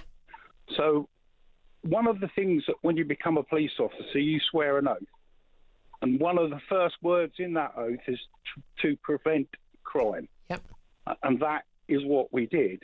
We, rather than we did investigate the burglars, but we tried to prevent them. And the ways we did that was from intelligence, identifying the people. Most police forces know which group of people are committing the crimes. And basically, we never gave them a moment's rest. We followed them around literally with a camera, openly filming them. We would send a letter to them saying, we are watching you, we know what you're up to. Yep. We would visit them in prison when they were put in prison to find out what other burglaries they'd committed and their MOs and everything. So much so that on one occasion, 2 years later, the same house got burgled, and the intelligence we'd gained was they only burgled a house near a bus stop. So we said, is there a bus stop? We said, is there a bus stop outside? Yes. So we went straight to the bus station, and there and behold, there's the two people sat there on the bench with the video recorder and TV. That's extraordinary. Just using a little bit of your brain, and then you can catch these people. And you prevent the next crime. That's the key thing. We used to pick them up from prison when they were released and give them a lift to wherever they wanted to go, so we knew where they were staying. And we would literally, as soon as they had been caught, our job was to keep them off the streets. Yep. So if they nicked a Mars bar in Woolworths or whatever, they were put straight back to prison as a breach of their parole. Because the next thing they would do would be someone's house. Yeah. So why is that not done now? Is it a lack of resources? Is it is it the chief constable's priorities? What's going wrong? Well, I speak to my son, who's a police officer, and it is the amount of other crime that wasn't about, really. Like what? The electronic crime, the hate crime. Yeah, they're dealing with all of that. I mean, this team was only 4 officers strong, but we were just totally 24/7 dedicated to house burglars. We cut those 120 burglaries down a month to 12. Yeah, that's literally 6 months. That's just by doing the job. But again, it's like the hate crime. I'm not entirely sure there is that much hate crime. It seems to me the actual obvious hate crime that happens on our streets doesn't actually ever get investigated or prosecuted at all. But you say like electronic crime. Is that because there's a lot of it going on and it's very time consuming to investigate? Yes, I mean there's so much of it now. I mean, I have been retired a few years and. This was sort of not a problem as it is now today, and the amount of it. I still think I'd prioritise burglaries, though, because that's more of an invasion of someone's home. That would be my project. I think that they need to go back to the word prevent. Prevent, not. Yeah. Yeah, but you prevent crime by catching the people who are committing most of the crime, because it's a small number of people who are committing virtually all the crime. Melvin, great call. Thank you so much, and good luck to your son in his career as well. Dave is on the line in Luton. Dave, you're also a former copper. Hello, Julie. Yes, I am. Thank you for taking my call. Thanks for calling. That's right. First time to yourself, but love your show. Have you been two-timing me with other presenters? Only a couple of times previously, but always listen to they all say that. The men all say that, Dave. I had to ring because I'm so frustrated about what's been discussed today. What do you want to say? Okay, so I appreciate the figures of non-detected burglaries, but, no matter what the police do, you could throw all your resources at burglaries, but unless there's evidence left at the scene or, for example, if someone walks in your house when you're away, they kick the door in, take your jewellery, walk away again. Unless there's evidence to actually find that person, no matter what you do, intelligence or anything, you may be able to suspect someone, but you're never going to identify who they are. You know, and I find that really frustrating because we had a great burglary team. We probably still have where I worked in Hertfordshire. And we would turn up, as an officer on the street, I'd turn up, that we'd take pictures of the property so we could build an MO, modus operandi it's called, of who the offenders may be.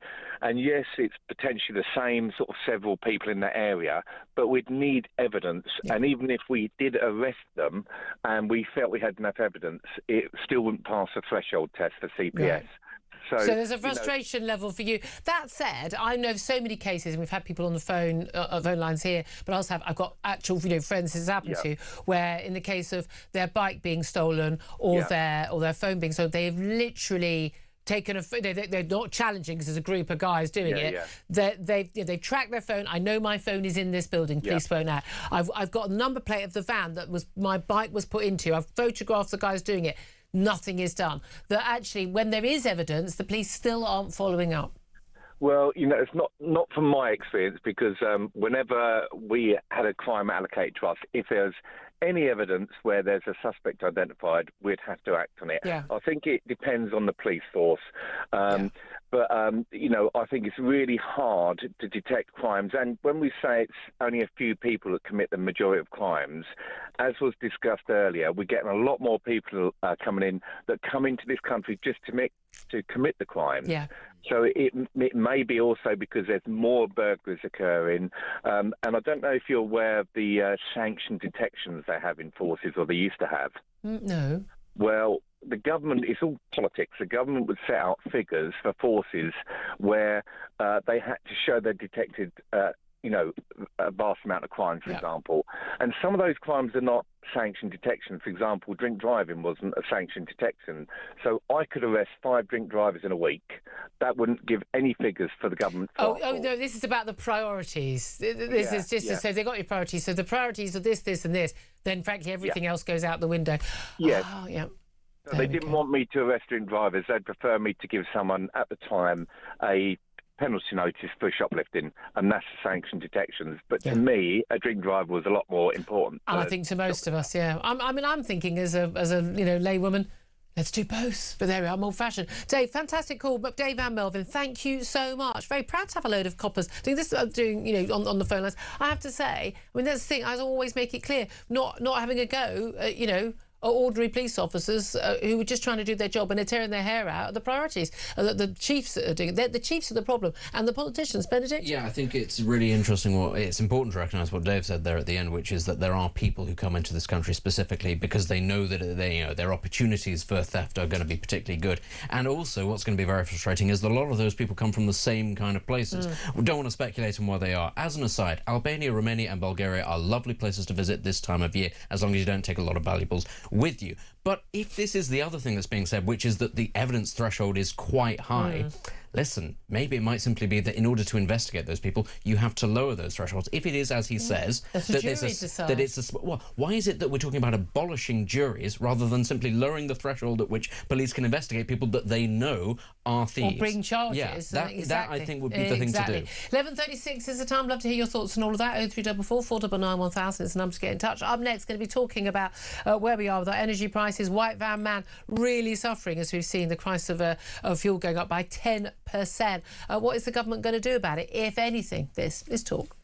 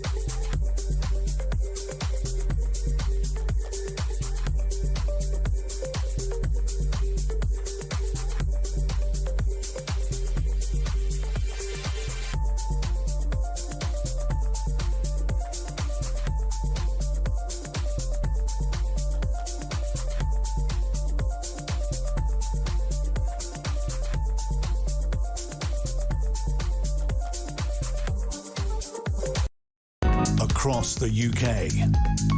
On DAB+, on YouTube, on your mobile, and on your side. This is Talk.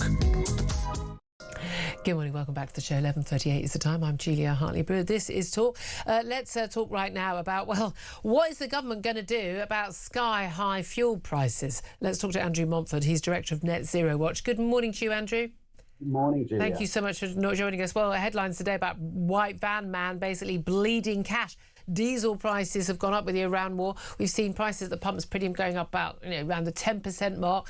An awful lot of people not just getting to work, but actually at work, doing their job, having to fill up once a week.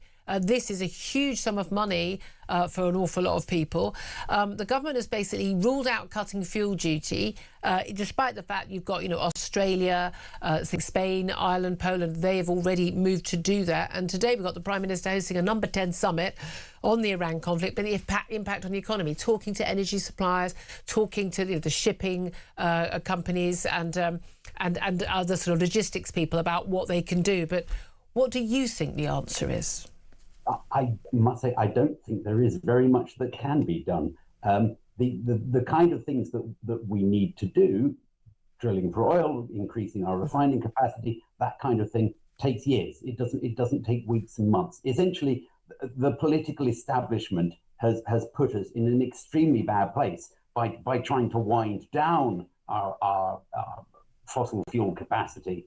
And by driving up the cost of electricity. Yep. And fixing that is going to be the work of many decades. Yeah. So we ought to be pointing fingers at not only Ed Miliband and Keir Starmer, but also the Conservatives before them, and saying, what were you people doing? They have been absolutely crazy, and they are going to ruin lives. And it's not just fuel. I mean, the thing that's really worrying me and colleagues is the fact that fertilizer prices are going to go through. Are we going to be short of food? Well, food prices will certainly go up, but that's going to hit the developing world much harder than it hits us. They're really going to suffer. Those kind of things are incredibly important. Yeah. And again, how have we got to the situation where we don't make our own fertilizer? And I was absolutely stunned to read that at the weekend. I sort of just went through, just he shouted at me off the page that we are completely dependent on external suppliers of fertilizer. Bearing in mind, we've got, the Thomas Malthus and those, for many, many centuries, you had people predicting that if the Earth's population even got to 1 billion, there'd be too many people on the planet, we'd all die. You've still got that sort of Malthusian, anti-human part of the green zealotry is that too many humans, we're bad for the planet, we're using up too many resources, but we actually produce plenty of food now. People aren't starving because of a lack of food, they're starving because there's civil war or totalitarian governments. There is plenty of food on this planet, and that is almost entirely down to fossil fuels being used to make fertilizer, which produces the vast amount of food that we can have. But we're looking, as you say, for your fertilizer prices going up for us, pushing up our food prices, but crucially, lots of poorer countries not being able to get fertilizer at all, and food shortages in those countries. Third world countries having food shortages, we know what that leads to, massive political instability. We are talking about, an explosion of bad things happening because of a lack of fossil fuels. Now, people can blame Donald Trump for that and the conflict, but this has focused minds on how crucial a role fossil fuels play in our everyday lives, not just in your car journey or getting on a plane, but in heating your home. Everything we do, everything we buy, everything we eat. Yeah, of course, but of course the one mind it hasn't focused is Ed Miliband's. And I think he is determined to carry on in this crazy direction, regardless of the human suffering. As is the Prime Minister, as is Rachel Reeves, the Chancellor. Rachel Reeves is at a meeting today with other Treasury ministers from around Europe, and she's going to be saying, to deal with this, what we should all do is push on with our net zero and our and again, the idea that will make any difference on the timescales required is bonkers. And of course, you and I both know, Julia, that it'll make things worse, not better.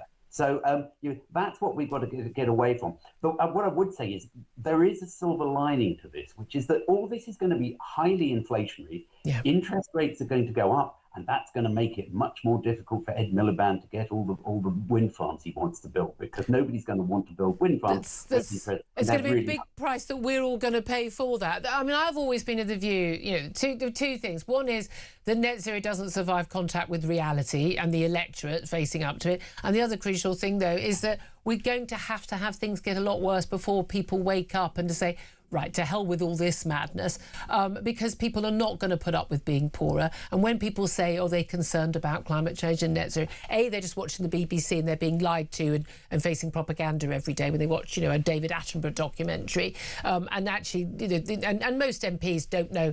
I mean, the 2 or 3 basic facts about any of this stuff. I asked them, they know nothing about this stuff. I'm pretty sure neither does Ed Miliband.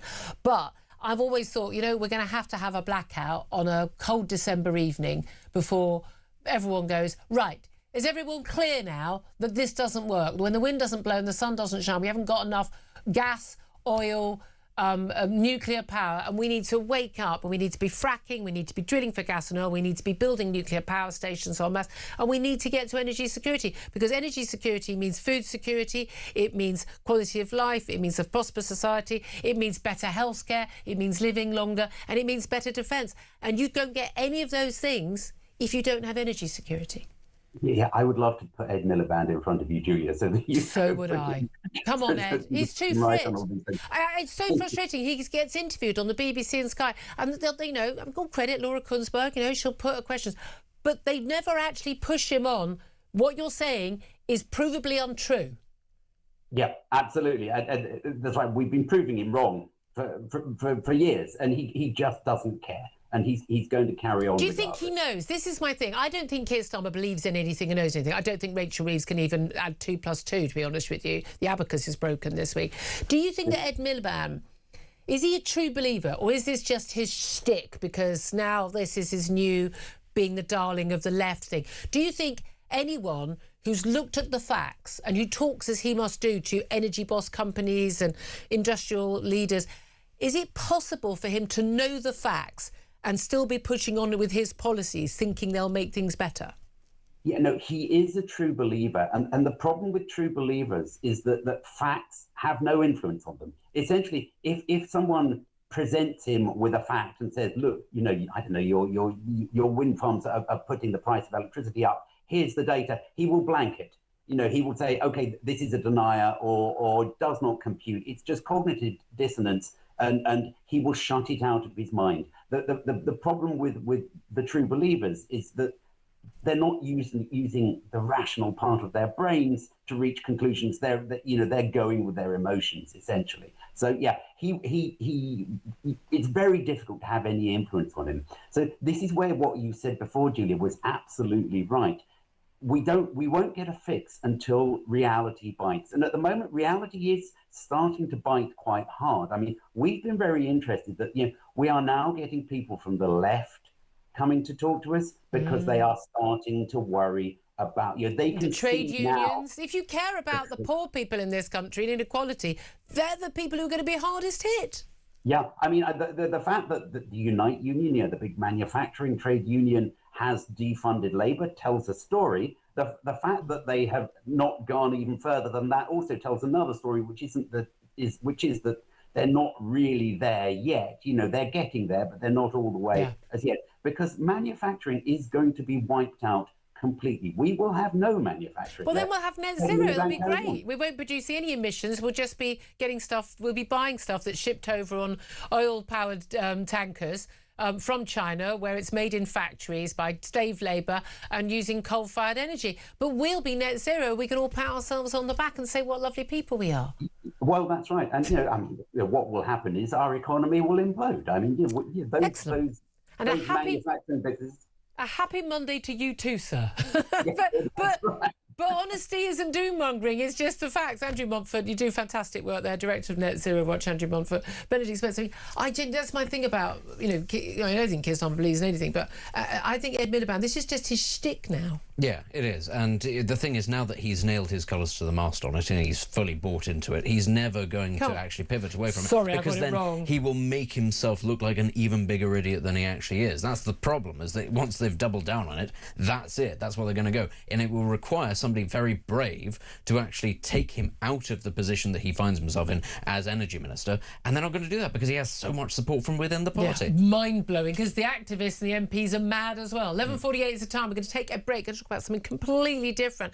Up next with Maya Forstater, Chief Executive of Sex Matters. You want to stay tuned for this. This is Talk.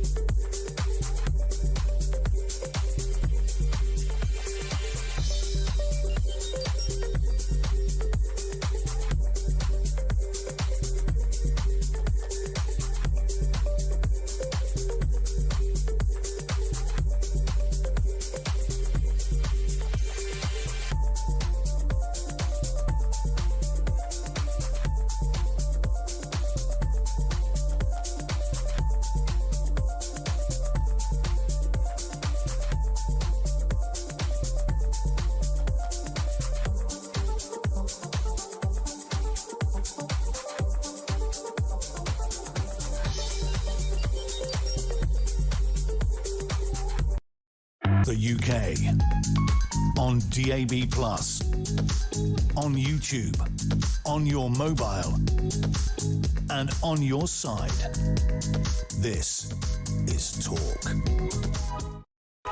This is Talk, the home of common sense. Just a breaking news for you. Were you to ever be foolish enough to listen to a BBC radio station, BBC Radio 2 have sacked Scott Mills, their breakfast show presenter. He's been sacked of immediate effect, sudden and unexpected sacking over, quote, his personal conduct. He is no longer contracted to work with the BBC. We'll get you more on that as and when we find out more about it.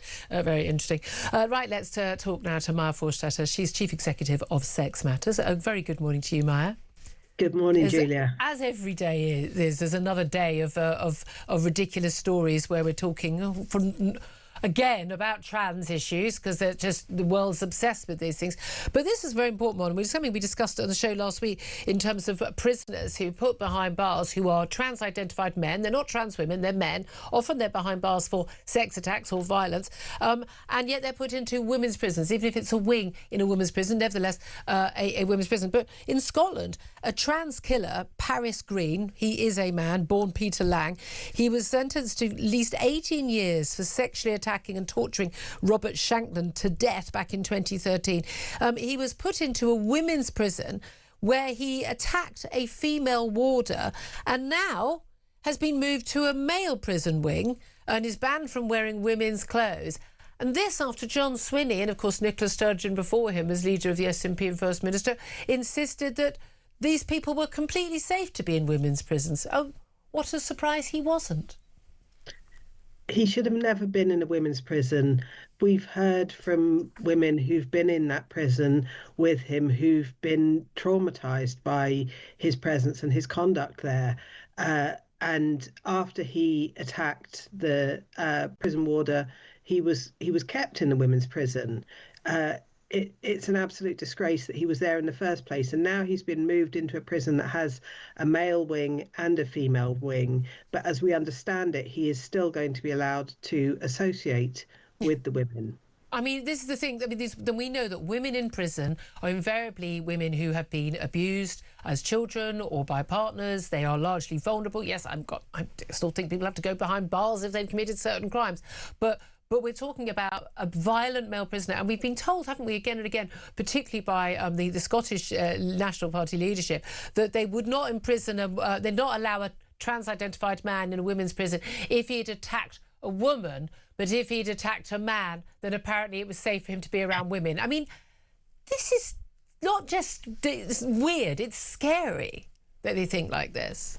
It is, and no man, however he identifies, however he dresses, whatever pronouns he uses, and whether he has had surgery or not, should be in a women's prison. Because it's a women's prison. Exactly. There's a clue in the name. To protect women. And you know, there's the crimes that you know people have committed, and then most rapes are not prosecuted. Yeah. So the only safe thing to do to look after women is make sure that women's prisons are for women only. It's not almost like there was a reason why they started having separate prisons for women in the first place. It's quite and toilets and the like, and separate groups like, for instance, the Girl Guides. Now they were in the news last week because they basically, although we're approaching very quickly the anniversary of that Supreme Court ruling last April, making it very clear that if it was a single sex service or place, then it had to be for just one sex, and that was defined by biological sex. Took Girl Guides quite a long time to basically say, right, we're going to remove the trans-identified boys from Girls Guides, but they've said they're going to be removed from this autumn. I think a lot of people feeling like it should happen rather sooner than that. But Girl Guide is now facing a legal challenge for letting trans-identified boys remain in the organisation despite the ban.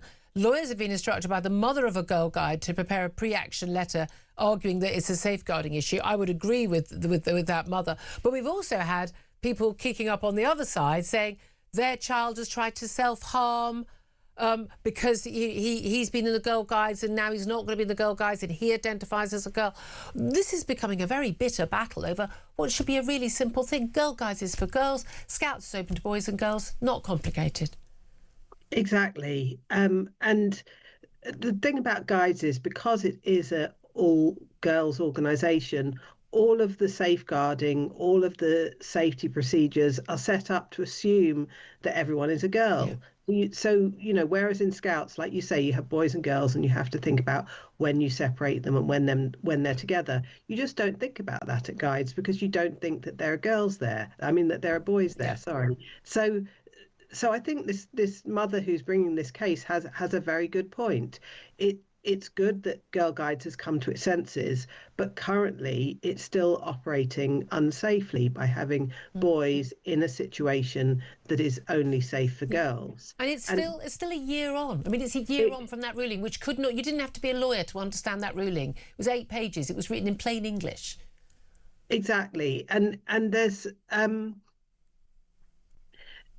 there's no reason, you know, if you discover that there's a safeguarding problem in an organisation, you know, adults are not supposed to drive individual children home. You don't say stop doing that in September. You say stop doing that right now. It's either safe or it's unsafe. If it's unsafe, exactly. It's unsafe on Monday as opposed to in September. Yeah, it's quite extraordinary, isn't it? Let's talk about this one other thing. A Labour-run council at Plymouth, this Plymouth City Council, they want to hoist the Progress Pride flag. This is the one that's got, you know, the Black Lives Matter, the LGBTQ plus, you name it, everything flag. It's not just the old gay pride flag. They want to host it on a flagpole outside the Guildhall. They've been accused of unlawful plans, though, because Christian and women's rights groups say the move is in breach of political neutrality laws under the Local Government Act of 1986. Is it against the law? I'm not sure that it is, to be honest. I mean, that law is to prevent people promoting particular political parties. And whatever you say about the Pride Progress flag, it isn't a political party. I think, you know, freedom of speech is the freedom to do stupid things. But if you do stupid things when you're elected as a council, people are able to vote you out if they want. Well, I'm not sure it's unlawful, but I do think it's a... But I have to say, I do think most people have had enough of it. So under the plan submitted by the council, they're going to fly the flag, wait for it, everyone, flown during LGBT plus History Month in February, the International Day Against Homophobia, Transphobia and Biphobia in May, and also the whole month of June, which is apparently Pride. I mean, enough already. I mean, we only get 12 days of Christmas. We get about 6 months of Pride. I know. I mean, but some things aren't unlawful, but they're your politicians. You can write to them, you live there, and tell them not to do it. It's not a safeguarding issue. It's not a safety issue. So, you concern yourself with the stuff that actually is about, rights and safety of girls and women, which is rather more important than this. But as a general rule, I just don't know why councils need to fly any flag other than the national flag. I just don't understand it at all. It's quite bizarre. Exactly. It's much simpler if they can just say no to everyone than try and pick who they're going to wave a flag for. Exactly. Maya, thank you. Always good to talk to you. Maya Forstater, Chief Executive of Sex Matters. Benedict Spence, I mean, it's just enough already. I think that point about actually it's not the job of local councillors who are going, oh, this cause and that cause and this is so important. I mean, it goes back to what the conversations all of last week about, praying in Trafalgar Square. Yeah. No, you've got your places of worship. It's not a special situation where everybody can have a go. Everybody can put up a flag. Is there a big issue with biphobia? Yeah. Is that a thing? It's not your job. Just deal with the bins. And please just do that. Deal with the bins, Come on. Please, for the love of God, just do the bins. Yeah, that's all we need. I don't need a flag. Just take all of this virtue signaling nonsense out of politics, especially local politics. You say, they always claim they haven't got any money, haven't got any time to do anything. Well, apparently you can afford quite a lot of these flags, can't you? Anyways, coming up to the top of the hour, up next we get the latest headlines. We'll talk about all of the big stories of the day with Baroness Kate Hoey. This is Talk.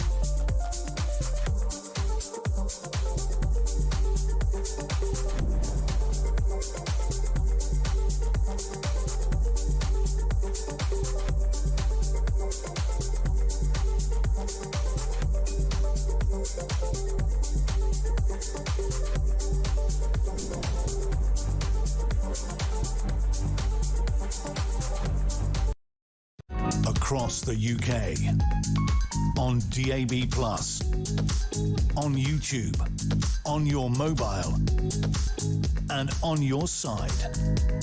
This is Talk.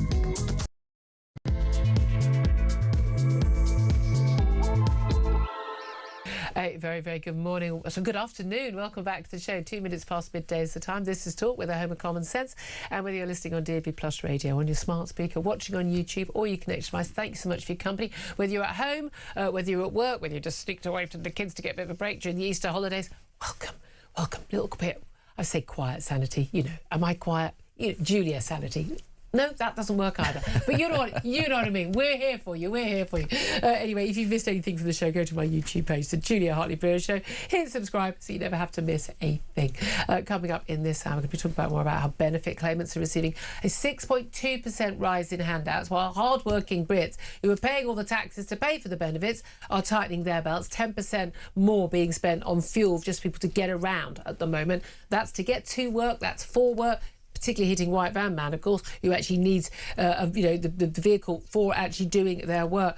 We're going to be talking about Kemi Badenoch demanding more answers over Morgan McSweeney's what she called extremely fishy phone theft. What on earth is going on in Iran, with Iran promising to set US troops on fire if Donald Trump goes ahead with his order for a ground invasion, particularly of Karg Island, where 90% of the oil from Iran comes out. All of these stories, by the way, all completely linked, massively linked. And Labour also, this is an extraordinary story emerged at the weekend. Labour is planning an overhaul of equality laws that basically will mean prioritising services for people who are facing inequality. So the usual vulnerable group. So if you've got a job, probably if you're white, if you're straight, you are not going to be prioritised for services. You go to the back of the queue. But that could also include things like, NHS operations. I kid you not. Do you get priority because you're on benefits, or because you're from an ethnic minority, or because you're trans? I mean, that would be extraordinary, wouldn't it? Well, we're going to be talking about that a little bit later as well. So I'd like to say joining me in the studio still is Conservative commentator Benedict Spence. A very good afternoon to you. Or did good another morning then? Good afternoon. That should be a thing. Very interesting, that story we had, just breaking news 10 minutes before the top of the hour. Scott Mills, who's a BBC Radio 2 presenter, big figure, one of their big stars. He's been sacked from Radio 2 over personal conduct, according to reports. He's no longer going to host his popular Radio 2 show. Apparently he's actually been off for a few days. But according to the Mirror, the director of music at the BBC, Lorna Clark, has confirmed the sacking in a statement to staff. She said, I wanted to personally let you know that Scott Mills has left the breakfast show on the BBC. I know that this news will be a sudden and unexpected and therefore must come as a shock. But I felt it was important to share this news with you at the earliest opportunity. Now, a lot of people are pointing out we don't know what this is. I've obviously got my feelers out. I'll let you know what I hear. But what I can legally, don't know what this would mean. We've recently had, Kay, I've forgotten her last name, up in Scotland. Andrews? No, Kay. Okay. I've got absolute blank. But Gay Adams.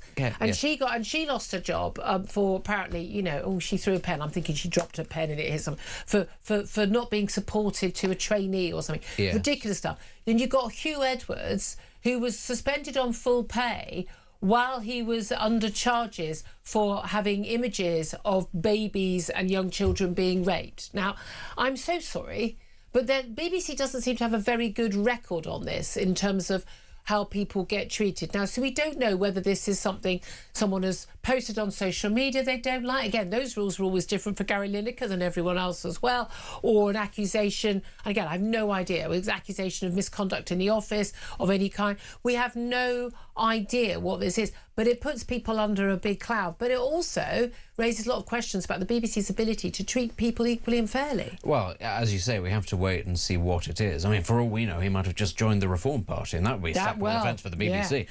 But I think that's a very important thing to raise there, is that the standards by which people are held to at the BBC differ so wildly. It's not even a slight variation. It's that it genuinely could be anything, almost seemingly on a whim, based on who you are. For this to have happened in such an abrupt way, in a very sort of curt way, you have to assume, I think it's probably something quite serious. But I think that's the kind of thing. You never know, actually. You don't. And, the BBC is sort of scrambling around, I think, with its reputation over the Hugh Edwards thing in particular. It's entirely possible it could be an overcorrection. Tim Davey, the Director General, leaves on Thursday. We've got a new guy coming in. They're going to, the last thing they want is this hanging over, don't they? Well, we'll let you know if we hear any developments. Put the feelers out. Anyway, let's go to my first guest at this hour now, Baroness Kate Hoey, independent peer and former Labour MP. A very good afternoon to you, Kate. Good afternoon. Lots to talk about. A lot of it, interestingly, very much in relation to where we are with the Iran conflict, because the impact back here at home, the impact is happening around the world in terms of that oil and gas spike. 10% more being spent on fuel by your white van man, by people just trying to go about and do their jobs. We've got a 6.2% increase in benefits being paid out, basically to allow for previous inflation, but MPs, by the way, they're getting an extra 3,300 cost of living handout. You're a peer. Your daily rate is going up a little bit as well. The two-child benefit cap is being scrapped, so that's an extra $3,500 to largely families who have either one or no one working in their families, but have got kids they can't afford. Meanwhile, it's people who go out to work every day, paying their taxes, who are getting hit the hardest. It doesn't feel fair, does it? Well, I think probably, Julia, a lot of people waking up this morning listening to some of the stories would be thinking, why on earth am I getting up early and not going off to work?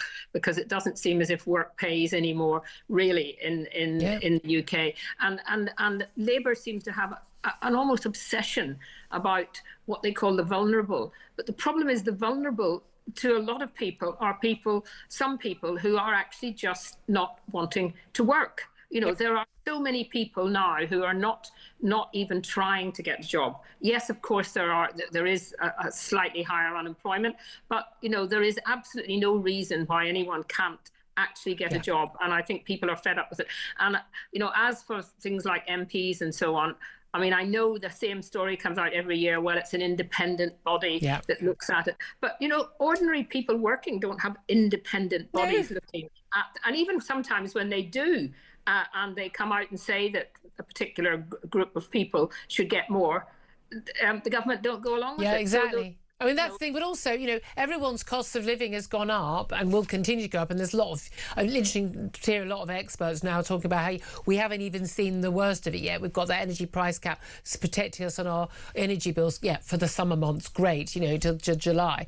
But at the end of the day, you know, the Strait of Hormuz being closed and all that oil and gas not getting out, the impact of that, because we've had, you know, currently we're consuming the oil and the gas that had already got out.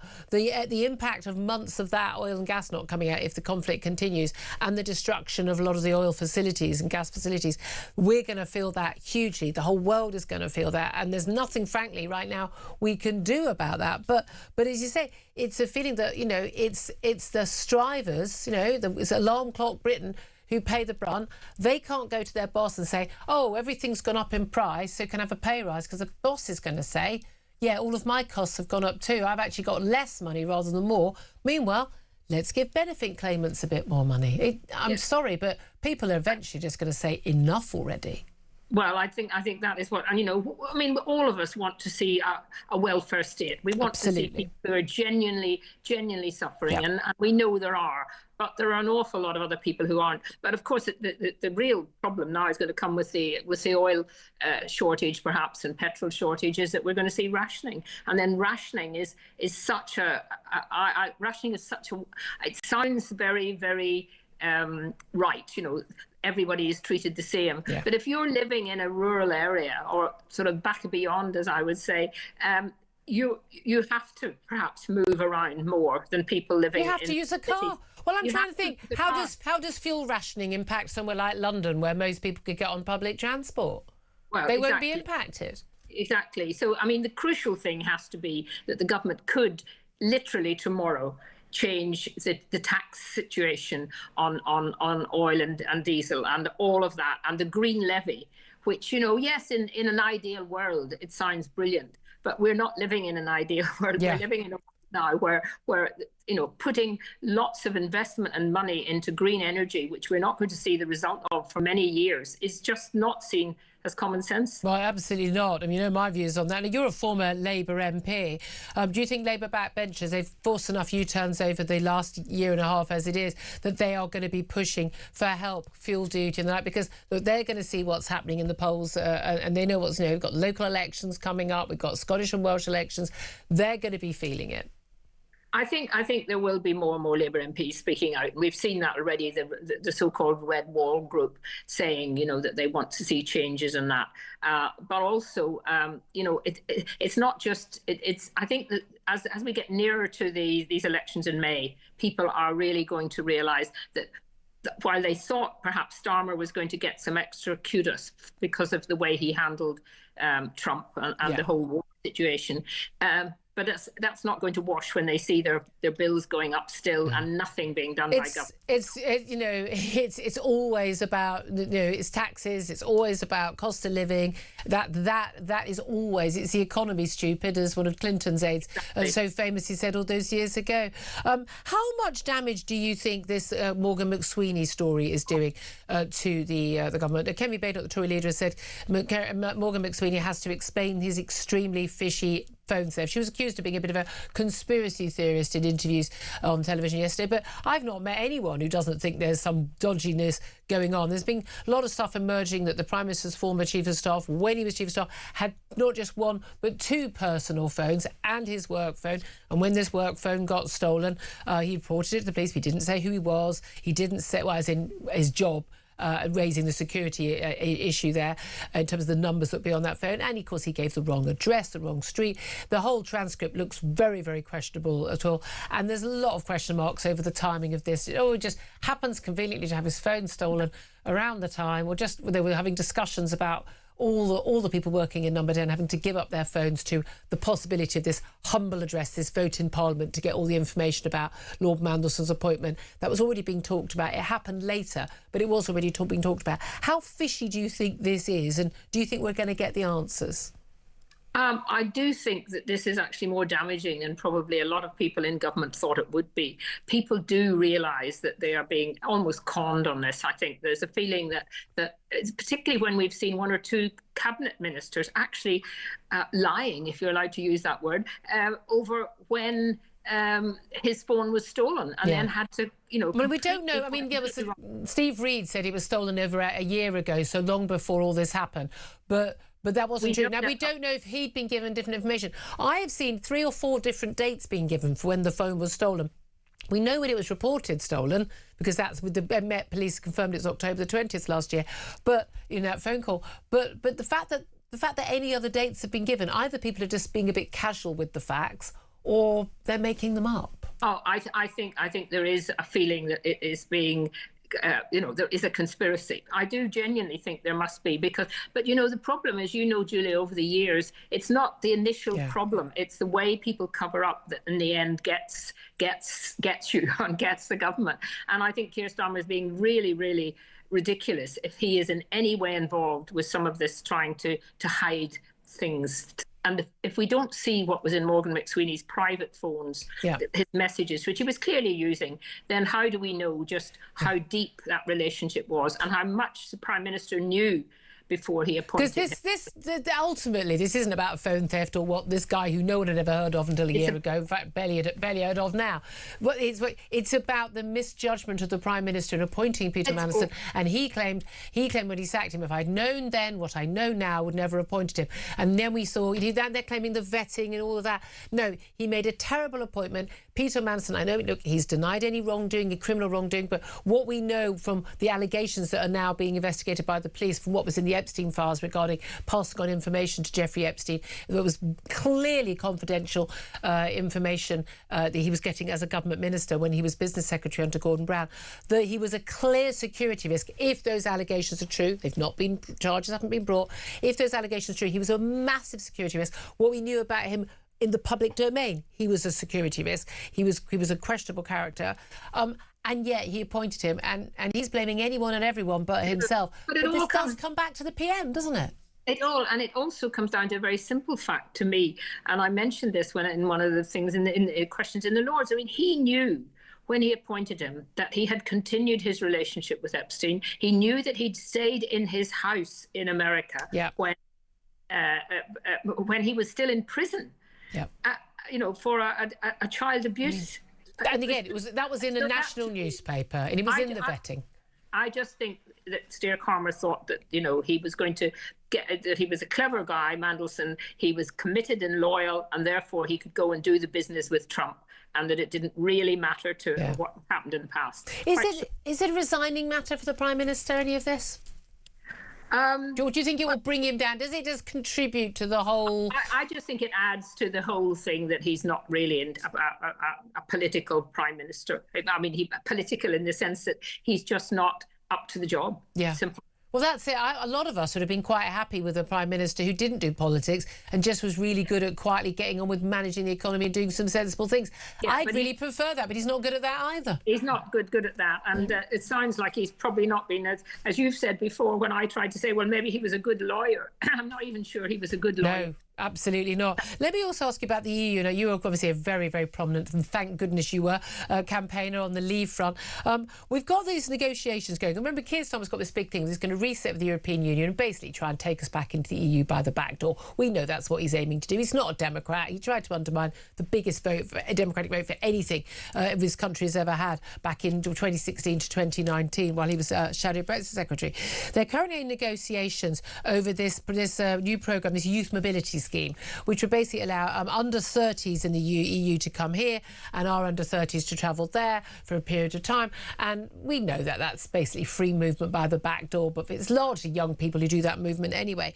But the Keir Starmer's basically called for a cap on any programme, basically because he knows the British people are going to go, are you kidding me? Because you've got, 300 million people living in Europe and a large number of their youngsters who speak English as their second language, most of them coming to the UK, might be rather more in number than the Brits who are going to go over to Europe. He's asked for a cap. The EU has said they don't want a cap, but they will offer a break. So if it gets a little bit crazy and there are way too many people coming, then we could have an emergency break to stop it. But apparently, in order to break this deadlock, the EU basically are not backing down on that issue. But this is just free movement by the back door, isn't it? Yes, it is. And it shows that once again that Keir Starmer and I'm afraid the Labour government will do anything just to simply get back into favour with the EU. Yeah.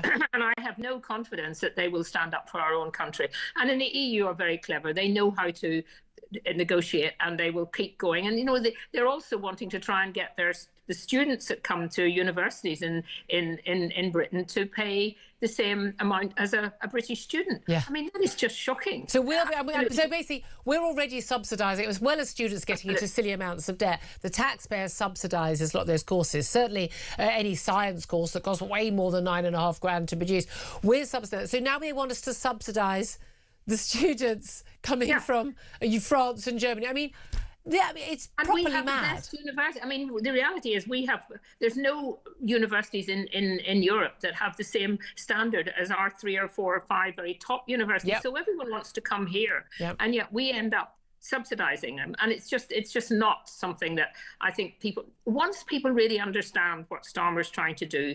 I just think, and we've already seen some of those, those Labour MPs in red wall seats asking him to sort of roll back a bit on the reset because they know that this isn't popular. People haven't forgotten why they voted to leave the European Union.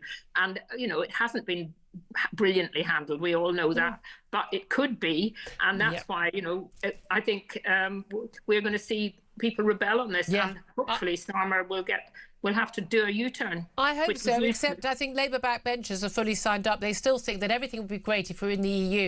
And what's so amazing is you look at the stats in France and Germany, the two powerhouse economies, and they are flatlining, same as us, because they follow a lot of it, not France, at least they've got the nuclear, following a lot of the same mad policies and welfare states and the like.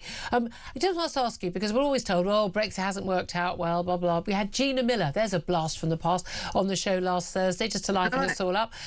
Still a thing. Very lovely lady, but just completely wrong on this issue. But, I mean, there's a lot of fear that, we're looking at being taken back into the EU by the back door, even without a referendum. We've had Sadiq Khan, we've had other leading Labour figures say if they won the next election, Zach Polanski said at Green Party, if there was a coalition, if they all had it in their manifestos, that we go back into the EU without having another referendum, that is a big fear. But do you think this would ever happen? Because fundamentally, the terms that the EU would offer to us would be back-breaking, wouldn't they? Yeah. To humiliate us. Yeah, the first thing we'd have to do would be to join the euro, and I think that most people realise that is not something. If we were even to contemplate going back in now, it would be the end of what I would call the United Kingdom of Great Britain and Northern Ireland. We would be back in to a situation where we had no real control over very, very many aspects of our life.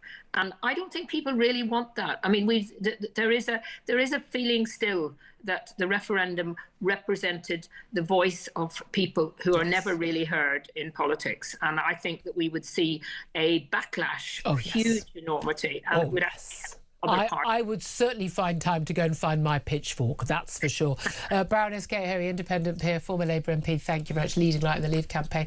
Benedict Spence, it is fascinating. There's so many things that the Labour Party are just failing to get done, which needs to get done. But they honestly do believe that the real thing they need to do while they're in power is to take us back into the EU by hook or by crook. Listen, the sadist streak in me wants that to happen, because the meltdown that would happen when they did it and things got worse, and they would get worse. Yeah. It would be glorious to look at from the outside. Obviously, it wouldn't be glorious because the country would be even worse off, because all the things that Kate Hoey said would happen on the euro, on the appalling terms that would be put to us. That would all obviously happen. That's not a good thing. There'd be no rebate like that. But if you thought there was a meltdown when they lost the referendum, imagine if they win a new one, they get to go back in. But this is the then it's a disaster. We're constantly told by Remainers. What would they blame? Their whole thing is that, like, people regret voting Brexit. Got poll after poll after poll. Has Brexit been a success? Well, only other than that, we've got no one to blame other than our elected representatives when things go wrong. That was the only thing I voted for. Democratic accountability. That's my number one thing. Yeah. You can't, if they can say,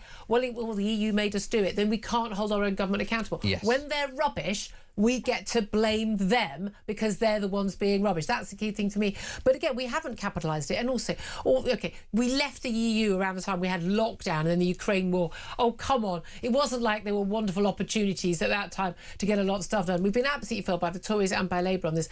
But I would love to have another referendum. There's not a snowball's chance in hell that the British people are voting to go back into the EU when they have the proper debate and when you actually have the actual facts in front of you, the cost, the returning, going into the euro, having a currency which is basically based on Germany's industrial needs, France's agricultural needs, rather than Britain's, and the arrival of basically the whole of Eastern Europe. Although, to be honest with you, they're probably all going back the other way because the cost of living is so high in this country. Although, once again, I will say there are an awful lot of people from certain parts of the Eastern Europe that do quite like the idea, who are here for entirely nefarious reasons. Once again, unrelated, Romania and Bulgaria are lovely places to go this time of year. 12:24 is the time. I'm going to take a quick break. We're going to get to your calls. I've been asking you to get in touch about police failing to solve 92% of burglaries in Britain last year as some excuse. Again, I'm amazed they solve 8%, to be honest with you. I thought it was lower than that. 1 in 100 only phone thefts are solved. Again, amazed it's that high. What is your reaction? We've spoken to quite a few police officers, actually, retired police officers who called in explaining about how you do actually tackle crime. I'd love to hear your thoughts. Give us a call, 0344 499 1000. Text the word talk in your message to 87222. Get in touch with us on X at Talk TV. Calls are charged at the national rate. Text cost £1, standard network rate message. But obviously, you're always welcome to call in about any other topic as well. Give us a call. I'd love to get you on air. This is Talk.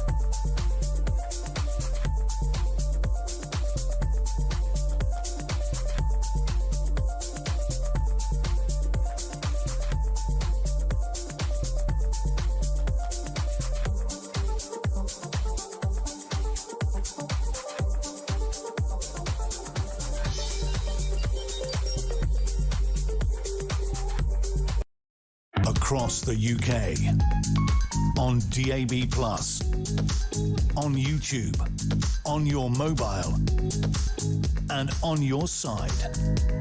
This is Talk.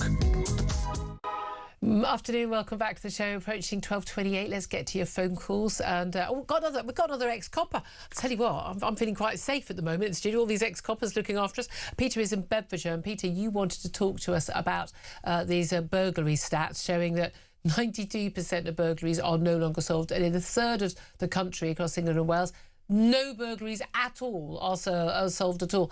How on earth can that happen? Hi, Julia. Hi. Yeah, I was a police officer in the 2000s, and we used to routinely attend shoplifters. Yeah. Everybody had to detect at least 4 crimes a month. So a shoplifter was a nice only job 4. because only 4. Well, that was the minimum. But if you did a shoplifter, the store would normally have all the evidence for you. Yeah, but I know certainly in my local apologies, I'm trying to sneeze on air without making a sound. Apparently in my local high street, when I talk to shopkeepers, they say they've got the evidence, they've got the guys, they know where he lives, they've got everything, and the police don't even turn up then. Yeah, and that's exactly what happens where I live.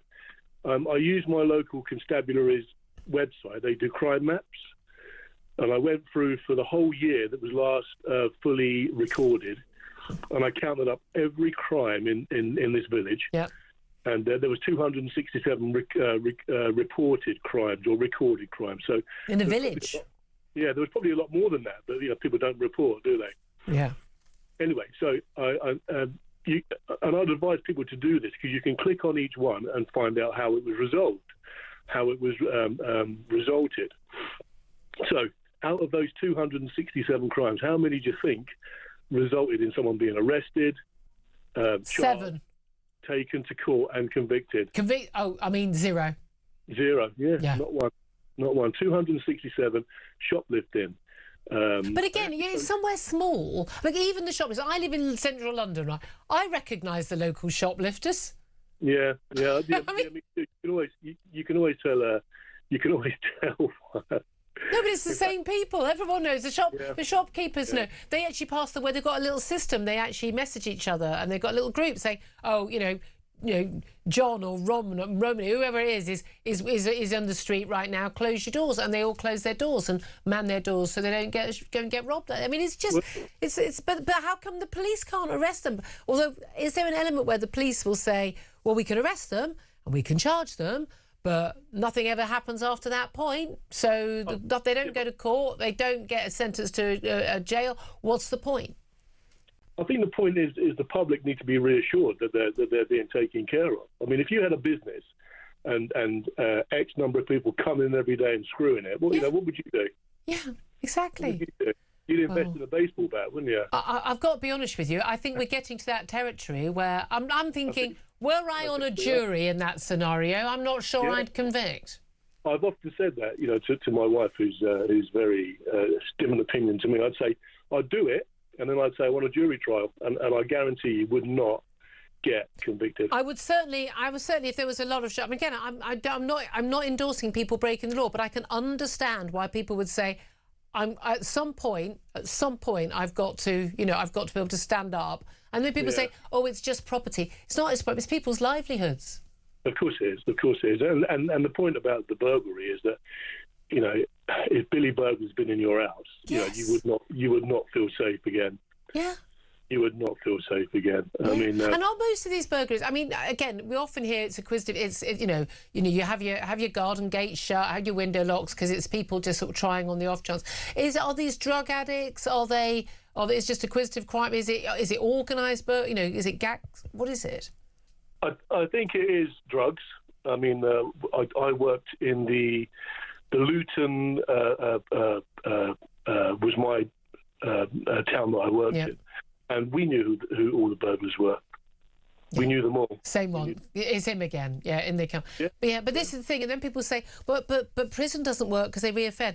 No, because they've been caught. They've been convicted of 40. They've done 400. Of course they're going to reoffend. But the point is, when they're behind bars, they're not able to break into someone's home and steal their stuff and trash their home. That's right. Peter. That's right. Prison does work because whilst they're in there, they're not offending. Absolutely. Oh, really good to talk to you, Peter. Thank you very much. See, I'd feel reassured having Peter walking the beat round my way. The thing is, actually, excuse me, if you had most of the police officers in this country who actually go into the force to try and solve crimes, in charge of actually setting the guidelines, it would be fine. It would be so They'd much actually easier. catch Police criminals. officers do not often, as a rule, join the police to be pen pushers and to not do anything. Exactly. They join it for a different reason. Exactly. Let's go to Nigel. He's on the line in London. Nigel, you want to talk about something completely different, and that's this mad net zero policy that is killing our economy. Absolutely. I think what happens in relation to the fuel, Julia, is at the moment, if you're a Costco member, you can pay $137.9 a litre for unleaded. Yeah. So I believe there's a definite element of profiteering because the petrol companies have reserves. The other point is... No, can I just say, there is no evidence of profiteering, right? It depends when they bought their petrol. Well, OK, but if they can't get petrol at the moment, they must have stocks of petrol. Yeah, but it depends what price they bought it at and when they got it and, Well, that's maybe, but Costco's 137.9. The other thing is that fuel duty is 78p plus VAT per litre.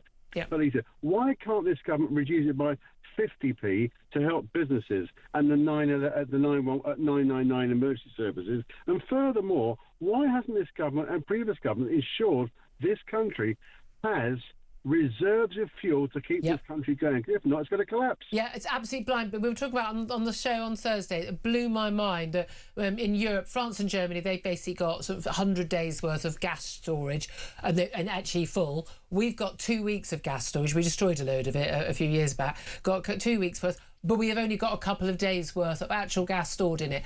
Mind-blowing. I mean, this is irresponsible beyond belief. Nigel, thank you for that call. 12:34 is the time. We're going to take a break. We're going to be talking to the brilliant Andrew Fox of the Henry Jackson Society, former major in the Parachute Regiment, about what is going on with Iran, what do we think is going to happen next. We're also going to be talking about this new, basically, expanding of the labour equality law, which could mean that, basically, you might be put to the back of the queue if you're waiting for an NHS operation, if you're, I don't know, white, straight, got a job, paying taxes, that sort of thing.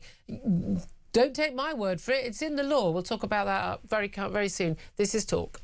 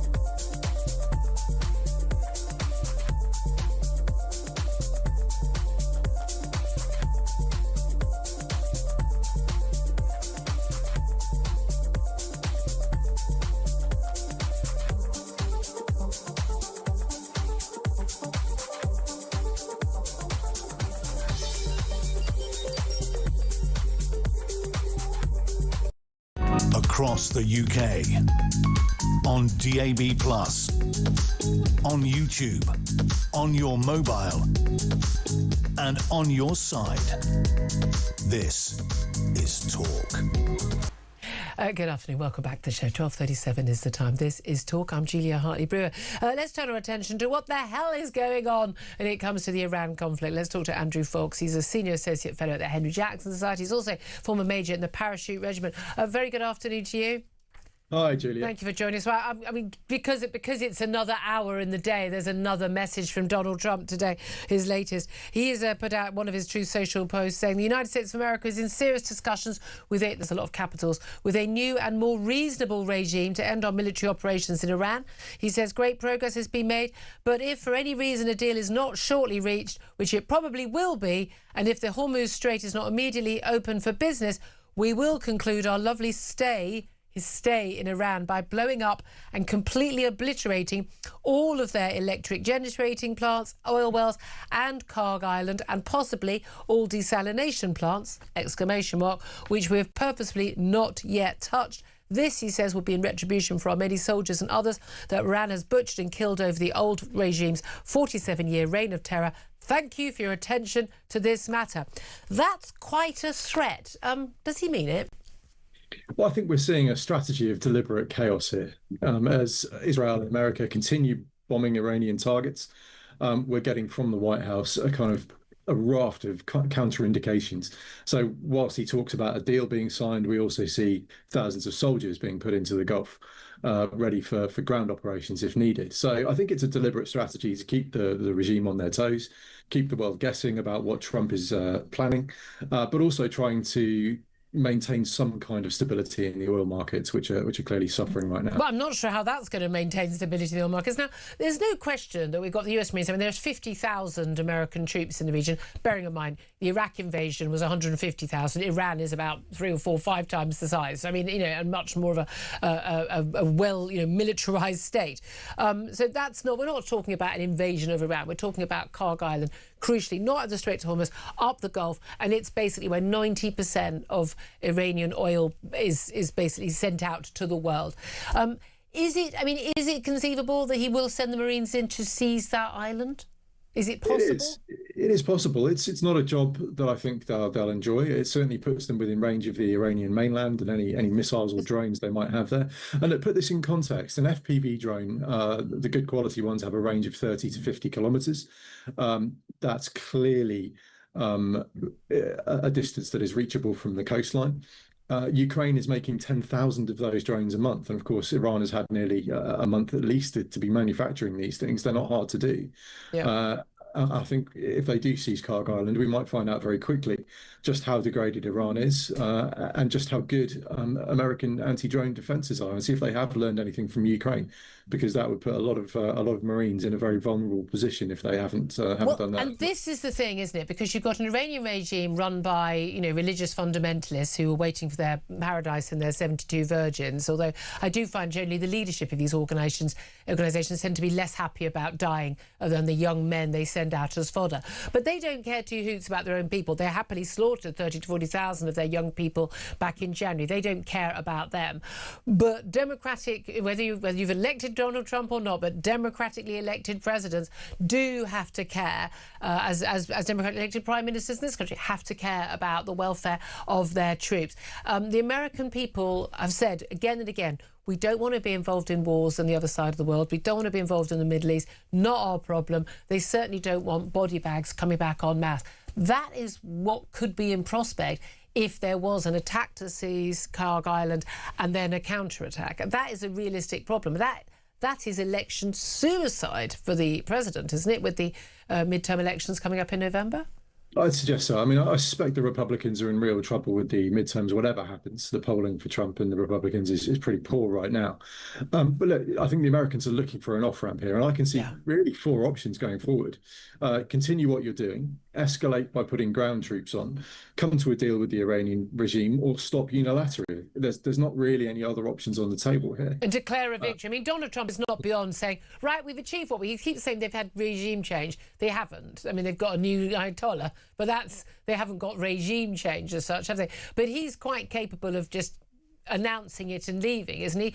But does that solve anything in the Middle East? Because it's interesting to see how the Arab states have come alongside America and Israel and been supportive of their war aims. And even if he wants to end the war, that doesn't mean Iran is going to stop opening up the Strait of Hormuz, given that's their leeway to punish the world for this.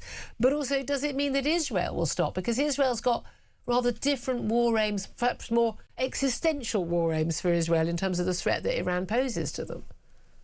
Well, exactly. And I think to an extent Jerusalem is going to have to go along with what Washington tells them to do. If Trump says stop, then they stop. And if you think back to the end of the 12-day war, when Israel wanted to do another bombing raid and Trump made that famous "they don't know what they're effing doing" statement, I think Washington have certainly the final say in this. But I think from the Iranian regime perspective, we have to remember that this is a religious mission for them. Yeah.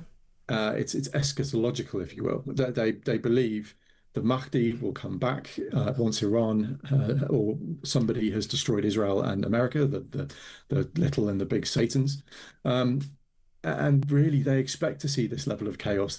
They will see this as part of the religious journey, is the pain that they will be taking from the Satans. And this is the difficulty. Looking at the world. When you say the strategy of deliberate, I mean, who knows? It's chaos. Is it deliberate? Is it a strategy? Does Donald Trump understand? I like to think, your Marco Rubio's, know what they're doing, and the Pentagon knows what it's doing. But is anyone telling Trump, or is he just listening to the last person in the room?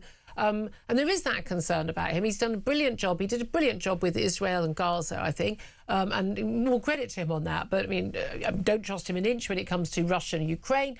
And on this, is it a strategy of deliberate chaos?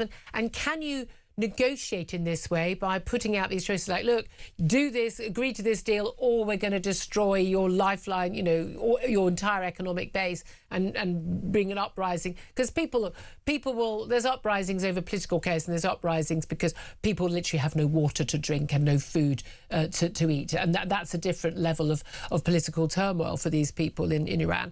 But if you're dealing with religious fundamentalists, they don't think in the way we would think rationally. They think they're thinking rationally, but they're not rational in what we would regard as rational in terms of wanting to stay alive. Because if they don't think the same way as us, you can't negotiate with them in the same way. And that's the really key problem that we've seen in Gaza.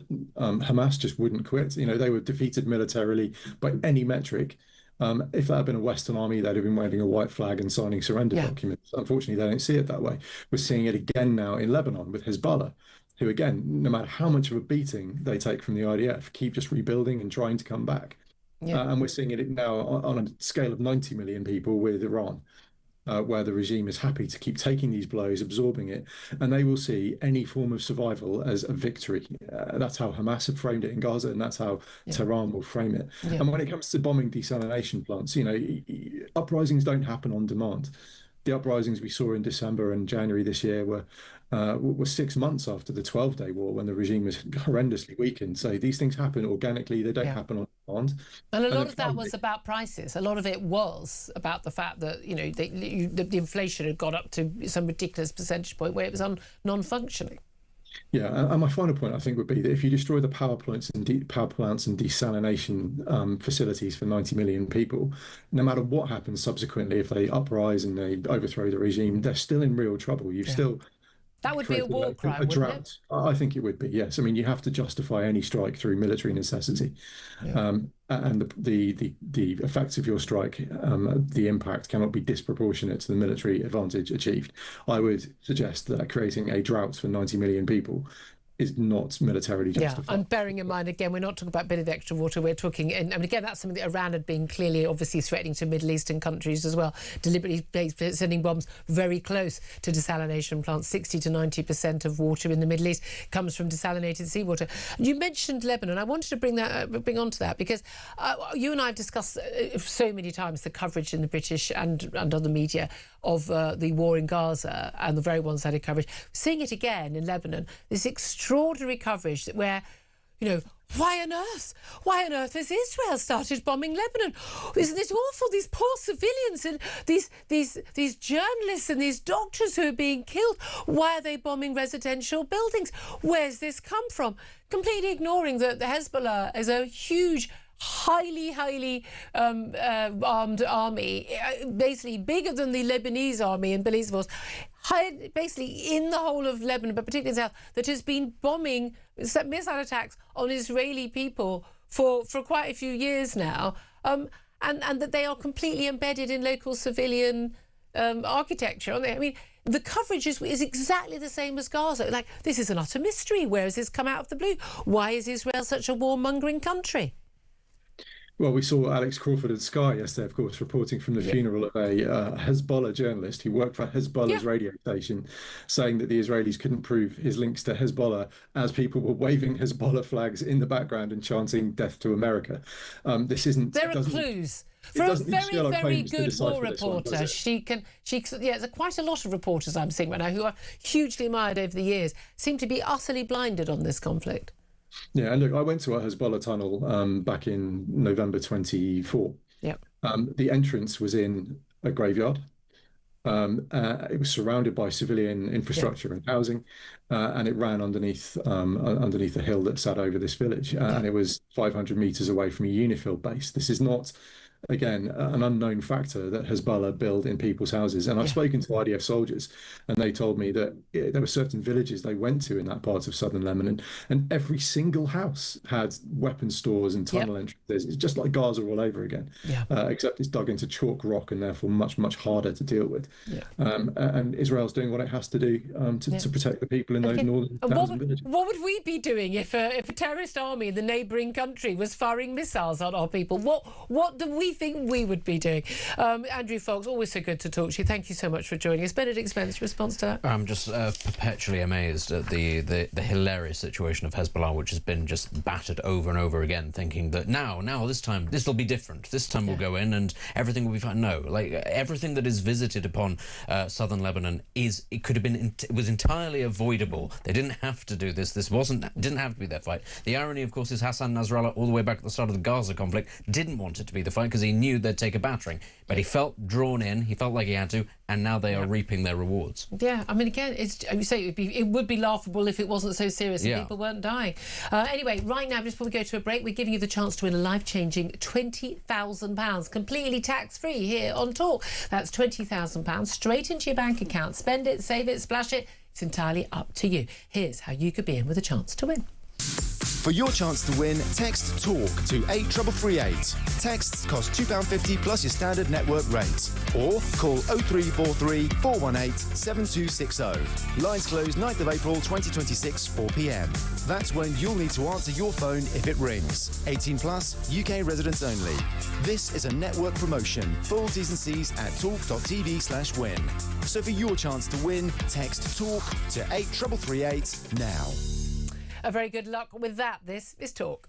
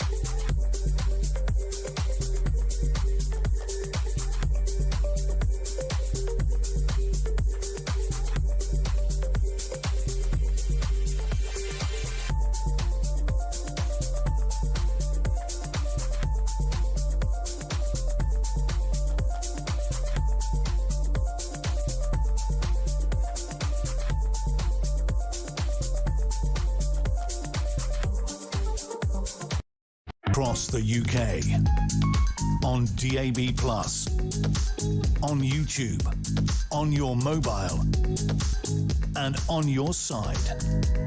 This is Talk. A very good afternoon. Welcome back to the show. 12:52 is the time. I'm Julia Hartley-Brewer. Benedict Spence still with me. And we're going to be talking right now about equality laws. Now, I was absolutely amazed to discover this is already in law, but under the Equality Act, apparently, we're under a system where basically there is a job from the government guidance which tells public sector bodies, they have a socio-economic duty imposed on them, means that all decisions they make must strive to reduce inequality in society. Their socio-economic duty. Now, this is already in law, but is actually being drawn up as statutory guidance by this current government, and what critics are basically calling a war on the middle class, and what the Tories have called an imposition of socialism on Britain. So what does it actually mean? Let's talk to Maxwell Marlowe. He's Director of Public Affairs at the free market think tank, the Adam Smith Institute. Afternoon to you, Maxwell. Afternoon, Julia. How are you? Very well indeed. This sounds very, innocuous, doesn't it? Basically, socioeconomic duty. But in practice, this could basically mean prioritising tax-funded public services like health, housing, whatever, but prioritising people who are considered to be socioeconomically deprived or vulnerable in some way. That could conceivably mean that if you're on benefits or you're an ethnic minority or maybe trans or gay, that you would count as being vulnerable and therefore you would be prioritised for NHS operation over someone who was, say, white, straight and in a job. Is that what this could mean? It could mean that. It could also mean, as you're signing into, you're kind of waiting for that 9 o'clock phone call for your GP in the queue, they could ask you for your income. What say if you're, working really hard as a, young consultant, for example, in the city, and you're feeling unwell. Sorry, sir, you earn too much money. You'll have to go somewhere else. Despite all of the tax you're paying, to unlock that service. We'll see you after we've seen all the people on benefits. It is quite an extraordinary idea because, one of the things that people, who do still support the NHS is, well, it's free at the point of need and it doesn't care whether you're a millionaire, a billionaire or living on the street. You should, in theory, you should get the same care. But this is basically going to say, no, you don't need it as much as this person needs it, not because of your medical need, but because of your social economic position. Exactly. And, it's actually quite unpopular. I'll be honest with you here, Julia. So we did some polling. I was writing a paper. We worked with a company called JL Partners to do a bit of polling, around, should millionaires and billionaires have access to the NHS? And actually, well, this is the thing. The public actually went, well, yeah, they paid for it. Yeah, so of course they should. It's ludicrous they shouldn't. So I think this could actually be quite unpopular. It could also have human rights implications, of course, Julia. Imagine depriving someone of publicly funded services, but because of these needs, we wouldn't have it the other way, would we? We wouldn't say, oh, because you're from an ethnic minority, you're not allowed to access these public services. That'd be an outrage. But it is outrage because it's not just school. It'd be like so hospitals. It could be in GP appointments. It could be school places. It could be whether the police investigate your crime or not. And this is Equality Act of 2010, and it's a clause requiring public bodies to, quote, have due regard to the desirability of exercising their functions in a way that is designed to reduce the inequalities of outcome which result from socio-economic disadvantage. Now, this is the key. This is where people are saying that this is about, socialism. Inequality it can be very, very unfair if it's, through no fault of your own. But that's about equality of opportunity, isn't it? That you want every kid to get a good start in life with good education and, decent housing and things like that. But inequalities of outcome, well, you send two people, one person works really hard and can buy a house and buy a car and do well in life. One person doesn't bother doing anything. Well, their outcomes are unequal. So what? Should we take something from the person who's worked hard and give it to the other person to make them equal? Inequality of outcome is socialism. Definitionally. This is what happens in the Soviet Union. It's what happened under Maoist China. It's what happens in North Korea. As long as you're not a member of the party, of course, Julia, because then things end a little bit more differently. But you're right. This is what Friedrich Hayek, the Nobel Prize-winning economist, called the road to serfdom back in the 1940s. And he was, I think, proved right because this is the sort of thing that, despite it being passed by Labour, then 14 years of Conservative government, why bother taking it out of the law? Theresa May did change some of the wording, but the Tories never bothered to remove it from the statute book. So we've got to go through this whole rigmarole again. I know it's absolutely crazy. But I will say, Julia, for minorities like the Chief of Staff to the Prime Minister, the police aren't going to investigate the crime anyway, are they? So it's all of this rather weird nonsense. But I'll end on this point really, which is that actually this guidance has worked to reduce inequality because the UK has been in such a low growth state and in such a high tax state that actually income inequality has basically been falling since the 1990s. So well done, the government. Thank you we can all get poorer and then we'll all be more equal and we'll all be happy, which is basically what socialism does, isn't it? Apart from the happy bit. Mark Small-Marlowe, thank you very much, Director of Public Affairs at Adam Smith Institute. It's a complicated thing, this, Benedict, and again, the writing of this clause is typical sort of, public body speak. But this is just basically, it's about sort of it's social engineering, isn't it? It is, and you know that they're up to something nefarious, because if they weren't, it would just be what we all believe the NHS and every other public service to be, which is that it's an equal opportunities thing. That is true equality, but this is not really about equality at all. It's about trying to re-engineer, as you say, everything every single inequality in the world must be down to some, racism, sexism. Waking up before 9 a.m, that sort of thing. To be fair, I don't always do that. So, he does not always do that. He does not always do that. Timekeeping is not one of his. And that's why you feel very bitterly that this is very unfair and that I should be put to the bottom of the queue, because I don't. He is at the bottom of the queue for someone getting tea. Anyway, so he's not at the bottom of the queue. Delighted to say he's here now. Ian Collins. Hey, all happening. Thank you very much. Good night. Well, I was trying to make sense of your last. What's going to happen. What a show it's going to be. It's going to be amazing. I was trying to make sense of your last conversation, because obviously I was too in the middle of it, so I wasn't quite sure what. Is this about institutions having a conscience and all that? No, but actually being required by law to actually sort of basically sort of socially equal outcomes. But that would mean giving more healthcare treatment or tending to more crimes if they're committed against people who are poor or vulnerable or counted as being vulnerable. But this is